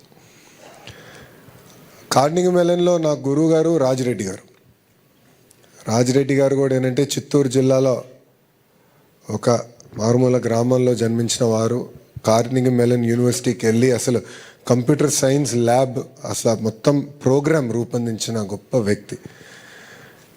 మా తరంలో బహుశా నేను ఫస్ట్ పర్సన్ యూఎస్కి వెళ్ళింది చదువుకునేదానికి. సో నాకు పెద్ద గైడెన్స్ లేదు, అంటే కోర్స్ ఎలా తీసుకోవాలి, క్రెడిట్ సిస్టమ్ ఎలా ఉంటుంది అంత అవగాహన లేదు. అప్పుడు కార్నింగ్ మెల్లన్లో ఎక్కువ మంది భారతీయులు కూడా లేరు, ఇప్పుడంటే దండిగా ఉన్నారు. సో అప్పుడు నాకు రాజిరెడ్డి గారే గైడ్ చేశారు. సో మొదటి 2 సెమిస్టర్లు ఆయన గైడెన్స్ నేను చదువుకున్నా కనుకనే నేను సక్సెస్ఫుల్గా కాదు మంచి మార్కులతో పూర్తి చేసుకుని మళ్ళీ స్టాన్ఫర్డ్కి వెళ్ళడానికి అవకాశం వచ్చింది. బెస్ట్ సబ్జెక్ట్ అంటే నాకు మ్యాథమెటిక్స్లో నేను వీక్గా ఉన్నా మ్యాథమెటిక్స్ నచ్చాయి. అది నన్ను ఆ వీక్నెస్ని నేను ఓవర్కమ్ అవ్వాలి. నాలో ఈ సబ్జెక్ట్లో నేను వీక్గా ఉన్నా దాన్ని నేను నేర్చుకోవాలి, దాన్ని అధిగమించుకుని ముందరికెళ్ళాలన్న ఆలోచన అప్పుడే పడింది. స్టాన్ఫర్డ్లో మాకు ఒక పెద్ద అవకాశం ఉండేది, గ్రేడ్స్ నాన్ డిస్క్లోజర్. అంటే స్టాన్ఫర్డ్ ఎంబీఏలో మీ గ్రేడ్స్ అంటే వచ్చిన మార్కులు మీరు ఎవరికి చెప్పాల్సిన అవసరం లేదు, ఇంక్లూడింగ్ కంపెనీ నుంచి ఎవరిని వచ్చి నేను హైర్ చేయాలంటే. అది నాకు ఎందుకు బాగా నచ్చిందంటే నేను వీక్గా ఉన్న ఫైనాన్స్ సబ్జెక్టులు ఎక్కువ తీసుకున్నా, అప్పుడు ఫైనాన్స్లో వీక్ ఉండేవాడు. సో ఈ 2 మ్యాథమెటిక్స్ అండ్ ఫైనాన్స్, ఈ 2 నాకు బాగా నచ్చింది. దేవుడి దయ వల్ల పర్ఫెక్ట్ అని నేను అనలేను, but definitely far better. Thank you అమ్మా. Thank you so much sir. Khalil Gibran ప్రఖ్యాత రచయిత, ఆయన చెప్పినట్లుగా తల్లిదండ్రులకు బిడ్డలు కలుగుతారు, కానీ తల్లిదండ్రులు మా సొంతం అనుకుంటారు. నిజానికి ఆ పిల్లలు ఈ జాతికి సొంతం, ఈ జాతి సంపద ఆ పిల్లలే. కాబట్టి వారి భవిష్యత్తు బాగుండాలని ప్రతి ప్రభుత్వము ఆలోచిస్తూ ఉంటుంది, ప్రతి టీచర్ ఆలోచిస్తారు, ప్రతి తల్లిదండ్రి ఆలోచిస్తారు. వారి చేతుల్లో పెరుగుతున్నటువంటి ఈ పిల్లలు అడిగే మరొక ప్రశ్నను ఇప్పుడు జవాబు చేయడానికి సిద్ధంగా ఉందాం సార్. నమస్కారం గురుగారు, నా పేరు ధరాదేవి. నేను అమరజీవి పొట్టి శ్రీరాములు ఉన్నత పాఠశాలలో 10వ తరగతి చదువుతున్నాను. విలువలు లేని విద్య ఎందుకు అసంపూర్ణంగా ఉంటుందో తెలియచేస్తారా గురువుగారు? చక్కగా స్పష్టంగా పంజరంలో చిలక పలికినట్టు పలికావమ్మా. అమరజీవి పొట్టి శ్రీరాములు గారు అని. విలువలు లేని విద్య ఎందుకు అసంపూర్ణం అవుతుంది? విలువ అనే మాటకి అర్థం ఏమిటంటే నువ్వు ఎలా ప్రవర్తిస్తున్నావు అన్నదాన్ని బట్టి విలువ ఉంటుంది. అన్నీ కాగితాలే, కానీ కరెన్సీయే డబ్బు అవుతుంది. కేంద్ర ప్రభుత్వం ముద్రించినది ఏదో అది కరెన్సీ. అట్లాగే నువ్వు చదువుకున్నది ఆచరణాత్మకమైతే విలువ అవుతుంది. నువ్వు చదువుకుని విలువ ఏదీ పాటించలేదనుకో ఎట్లా అది విలువ అవుతుంది? ఉదాహరణకి ఇవాళ సభా ప్రారంభంలోనే గౌరవ మంత్రివర్యులు మాట్లాడుతూ నేను పుట్టపర్తి వెళ్ళాను. పుట్టపర్తిలో చాలా పెద్ద హాలు, ఆ హాల్కి అనేక మంది పిల్లలు వచ్చారు. అంతా అయిపోయిన తర్వాత ఎవరి వాటర్ బాటిల్ కాగితం మొక్క దగ్గర నుంచి వాళ్ళే తీసుకెళ్ళి డస్ట్బిన్లో వేసి వెళ్ళిపోయారు. హాల్ అంతా అంత నీట్గా వచ్చి కూర్చోడానికి ముందు ఎలా ఉందో వెళ్ళిపోయిన తర్వాత కూడా అలా ఉంది. ఆయన పుట్టపర్తి సభలో పాల్గొని ఇక్కడికి వచ్చిన తర్వాత కూడా ఆయన మస్తిష్కంలో అది అలా ఉండిపోయి అలా మన పిల్లలు కూడా ఉంటే బాగుండు, అలా మన సమాజం కూడా తయారైతే బాగుండు, వీళ్ళందరూ కూడా అది నేర్చుకుంటే బాగుండన్నది ఉండిపోయి ఆలోచన దొంతరల్లోంచి అదే బయటికి వచ్చి ప్రసంగంలో ముందు పైకొచ్చింది అంటే అది ఆ పిల్లల విలువ. వాళ్ళు పరిశుభ్రత అలా పాటించారు. ఒక్కొక్కరు అంత విలువ ఒక్కొక్క విషయానికి ఇస్తారు. ఇది నిజానికి అంతఃశౌచము బాహ్య శౌచము అని మన శరీరాన్ని శుభ్రంగా ఉంచుకోవడం, మన మనసుని శుభ్రంగా ఉంచుకోవడం, మంచి ఆలోచనలు చేయడం, మనం శుభ్రంగా ఉండడం కాదు, మన ఉన్న చోటు శుభ్రంగా ఉండాలి, ఇల్లు శుభ్రంగా ఉండాలి, వీధి శుభ్రంగా ఉండాలి. అలా ఉన్నప్పుడు దోమలు, అంటువ్యాధులు ఇట్లాంటివి ఉండవు. ఎవరికి వాళ్ళమే కష్టపడ్డం, ఎవరికి వాళ్ళని శుభ్రంగా ఉంచుకోవడం నేర్చుకున్నాం అనుకోండి, అప్పుడు అది గొప్ప విలువ అవుతుంది. ఆ విలువ సామూహికమైందనుకోండి, ఒక ఊరంతా పాటించిందనుకోండి, అది కీర్తికి కారణం అవుతుంది. ఆ మధ్య హిందూ పేపర్లో ఒక ఆర్టికల్ వచ్చింది. కరీంనగర్ డిస్ట్రిక్ట్లో సిద్దిపేట మండల్లో ఇబ్రహీంపట్నం అనుకుంటాను, ఒక చిన్న పల్లెటూరు. ఆ పల్లెటూరులో ఆటోమొబైల్ ఇంజనీరింగ్లో డిప్లొమా చేసినటువంటి చెన్నారెడ్డి అన్న వ్యక్తి ఆ ఊరి సర్పంచ్ కుమారుడు. ఆయన లీడ్ తీసుకుని ఎందుకు పరిశుభ్రంగా ఉండాలి, ఉండకపోతే ఎంత ప్రమాదం జరుగుతుంది, ఒక్క దోమ పెరిగినది కుడితే ఒక పిల్లవాడే మరణించవచ్చు, ఒక బోధకాలు వస్తే జీవితాంతం బోధకాలతో బాధపడాలి, ఒక్కొక్క జ్వరం వస్తే ఎంత డబ్బు అయిపోతుంది, మనం ఎంత శుభ్రంగా ఉండాలి, మురుగునీరు మొక్కల్లోకి పంపించి కలకల్లాడుతూ పువ్వులు పూసేటట్టు వీధులు ఎలా ఉండాలి, ఇవి అదే పనిగా అందరినీ పిలిచి చెప్పి ఆ ఊళ్ళో ఒక్కరికి కూడా వైరల్ ఫీవర్ కూడా రాకపోతే ఆ ఊళ్ళో ఉన్నటువంటి 4 ఆర్ఎంపీ డాక్టర్లు ఆ ఊరు వదిలి వెళ్ళిపోయారు. ఏ జబ్బు రాందానికి ఈ ఊళ్ళో మేమెందుకు, ఇక్కడ మాకేం రావట్లేదు రూపాయి కూడానని. ఆ విషయం హిందూ పేపర్లో వచ్చింది. అంటే ఆ ఊరికే ఎంత విలువ వచ్చింది. నువ్వు చక్కగా ఇంటికి వెళ్ళగానే నీ బట్టలు విప్పేసినవి తీసి హ్యాంగర్కి పెట్టుకుని, మాసిపోతే ఉతకవలసి వస్తే గుమ్మిలో పడేసి మూత పెట్టేసి, నీ సాక్స్ తోటి పరిగెత్తకుండా సాక్స్ విప్పి దులిపి బూట్ లోపలికి తోసేయకుండా వాసన రాకుండా దాని మీద ఆరేసినట్టుగా వేసి బూట్లో పక్కన పెట్టుకుని నువ్వు చదివేసుకుని బయలుదేరే ముందు నీ షూ నువ్వు పాలిష్ చేసుకుని ఆ చేతులతో తినకుండా సబ్బు పెట్టి రుద్దుకుంటే నిన్ను చూసి చాలామంది పిల్లలు నేర్చుకుంటారు. అదే విలువ. అలా పిల్లలందరూ కూడా మీరు కూర్చున్న గది, మీరు పుస్తకాలు పెట్టుకునే ఆల్మేరా, మీ ఇల్లు, మీ వీధి అన్నిటినీ శుభ్రంగా ఉంచడం మీరు నేర్చుకున్నారనుకోండి, ఒకనాడు ప్రపంచవ్యాప్తంగా ఈ దేశానికి ఎంత గౌరవం వస్తుందో. మహాత్మా గాంధీ గారు కరెంటు పోయిన తర్వాత గుండు సూది కావలసి వస్తే కటిక చీకట్లో తన మేజాబల్ల మీద గుండు సూది ఎక్కడుందో చీకట్లో తీసేవారట. అంటే అంత బాగా సర్దుకునేవారు. అవనిగడ్డ ఎమ్మెల్యే గారు మండలి బుద్ధప్రసాద్ గారిని ఉన్నారు. ఆయన మహాత్మా గాంధీ గారి జీవితంలో మంచి మంచి విషయాలు తీసి చాలా మంచి బుక్స్ పబ్లిష్ చేశారు. స్వచ్ఛ భారతీయం అని పుస్తకాలు వేసి ఆయన చీపురు పట్టుకు ఊడుస్తున్నట్టుగా వేసి పిల్లలకి మంచి బుద్ధి ప్రచోదనం కోసం పంచిపెట్టారు ఒకప్పుడు. నేను ఆ పుస్తకం చాలా బాగుందంటే తెప్పించుకుని ఆయన దగ్గర అడిగితే చదివాను, అందులోంచి ఉటంకించాను నేను ఇప్పుడు ఈ విషయం. కాబట్టి మీరు అట్లాంటివి చదివి చక్కగా పరిశుభ్రంగా ఉండడం నేర్చుకున్నారనుకోండి, మీరు ఒక రోజు ఏం చేయాలంటే మీరు మంత్రి గారికి కబురు చేయాలి. మంత్రి గారు మీరు ఒక రోజున విజయవాడ సభలో పుటపర్తి గురించి చెప్పారు, మా స్కూల్కి మీరు ఒక్కసారి రండి, మా స్కూల్కి మీరు వచ్చి ఒక్కసారి చూడండి, మీరు పొంగిపోతారు, మీరు గర్వపడతారు. మా ఊళ్ళో మా స్కూలు మేము కూడా అలా నిర్వహిస్తున్నాం. చెత్త కాగితం ముక్క ఉండదు, ఎవ్వరం అపరిశుభ్రంగా ఉండం. మా స్కూల్ అలా మెయింటైన్ చేస్తున్నాం. మేమందరం వాలంటీర్స్గా షిఫ్ట్లు వేసుకుని 2 రోజులకు ఒకళ్ళని చప్పున కొంతమందిని చప్పున పాఠశాలంతా మేమే తుడిచేసుకుని మేమే దీన్ని దేవాలయంలా చూసుకుంటున్నాం అని మీరు మంత్రి గారిని వెళ్ళి పిలిచి మంత్రి గారు వచ్చి చూశారనుకోండి, అది పెద్ద న్యూస్ అవుతుంది. అది మీ పట్ల విలువ అవుతుంది, మీ పాఠశాలకి విలువ అవుతుంది, మిగిలిన వాళ్ళకి ఆదర్శం అవుతుంది, రాష్ట్రాన్ని చెక్కుతుంది. నేను ఎంత మాట్లాడినా దానికి విలువ ఉండదు. అది ఎంతవరకంటే దీపం వెలిగించడం వరకే. కాంతి చదువుకోవడానికి ఉపయోగపడిన నాడు దానికి సార్థక్యం. చెప్పింది మీరు పాటిస్తే అమ్మ అన్నం వండుతుంది. ఆకలితో కొడుకు భీష్మించి కోపంతో కూర్చుంటే అమ్మ ఏం చేస్తుంది? తింటే ఆకలి తీరుతుంది. మీరు పాటిస్తే గౌరవం వస్తుంది, విలువ అవుతుంది. పాటించినది విలువ. విలువ జీవితానికి, మీకు, మీ చుట్టూ ఉన్న వాళ్ళకి ఉపకారము, కీర్తి రెండూ కూడా. ధన్యవాదాలు గురువుగారు. తదుపరి ప్రశ్నతో మరొక విద్యార్థి సిద్ధంగా ఉన్నారు.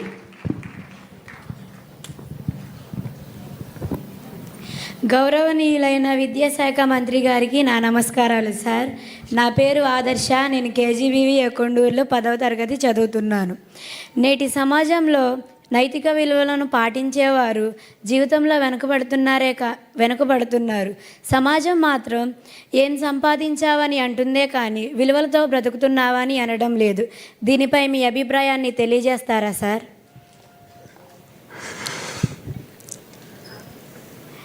మా సక్సెస్కి షార్ట్ కట్ లేదు. ఇప్పుడు గౌరవ ముఖ్యమంత్రి గారితో కూడా ఈ విషయం నేను అనేక సార్లు చర్చించా. చిన్న వయసులో కూడా చర్చించా. అనేక సందర్భాల్లో మేము మాట్లాడుకున్నాం. ఫ్యాక్షనిజం గురించి, ఫ్యాక్షన్ రాజకీయాల గురించి మాట్లాడాం. రాజకీయాల్లో రావాల్సిన నైతిక విలువల గురించి మాట్లాడాం. గౌరవ ముఖ్యమంత్రి గారు జీవిత ప్రయాణంలో కొన్నిసార్లు ఇబ్బంది కలిగినప్పుడు కూడా, ఆ రోజు జరిగినప్పుడు కూడా నేను ఆయనతో ఈ విషయం మాట్లాడతాం జరిగింది. కానీ చివరిగా ఒకటే చెప్తున్నా తల్లి, సమాజంలో ఏ మార్పు అయితే మనం ఆశిస్తున్నామో అది మనం ముందర పాటించాలి. అందరూ తప్పులు చేసి ముందరికి వెళ్తున్నారు, మనం కూడా తప్పులు చేసి ముందరికి వెళ్దాం అనుకుంటే మటుకు వ్యక్తిత్వం అనేది ఉండదు. అది గురువుగారు చెప్పినట్లు ఈరోజు అది మియర్లీ టెంపరరీ. అద్భుతంగా ఆయన కొన్ని ఉదాహరణలు చెప్పి మనకు కూడా చెప్తాం జరిగింది. నేను కూడా నా జీవిత ప్రయాణం నేను టైం టు టైం రిఫ్లెక్ట్ అవుతూ ఉంటాను. చాలామంది ఏమన్నారంటే, కొంచెం కంచుకోట లాంటి నియోజకవర్గంలో నువ్వు పోటీ చేస్తే సులభంగా ఉంటుంది కదా, నీకు ఎందుకు ఇవన్నీ అని నన్ను చాలామంది అన్నారు. 24 ఎన్నికల్లో కూడా చాలామంది 2 సీట్లో పోటీ చేయి, నీకు ఎందుకు ఇది కాంప్లికేషన్ అన్నారు. కానీ నా పైన నాకు నమ్మకం ఉండే. గురువుగారు అన్నట్టు ముందర మన పైన మనకు నమ్మకం ఉండాలి, ధైర్యం ఉండాలి. ఎస్, నేను చేస్తాను, నేను సాధిస్తాను, అప్పుడే నేను అనుకుంది నేను చేయగలుగుతాను. అది మనందరిలో అవసరం. ఇప్పుడు దారిలో మనలో భారతీయుల్లో ఒక ఇబ్బంది ఉంది. గురుగారు అన్నట్టు మనమే మన చెత్త రోడ్డు పైన వేస్తాం. ఇదే భారతీయులు అమెరికాకి వెళ్తే అంటే ఎంత అన్యాయం చూడండి ఇది. సో మీరు అన్నట్టు షార్ట్ కట్ ఉంది, చెత్త వేస్తారో వెళ్ళిపోతారు.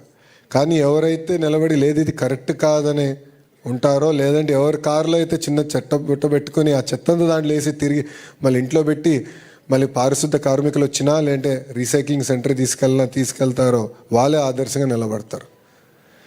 ఇది మనలో రావాలి తల్లి. అప్పుడే సమాజాన్ని మనం మార్చగలుగుతాం.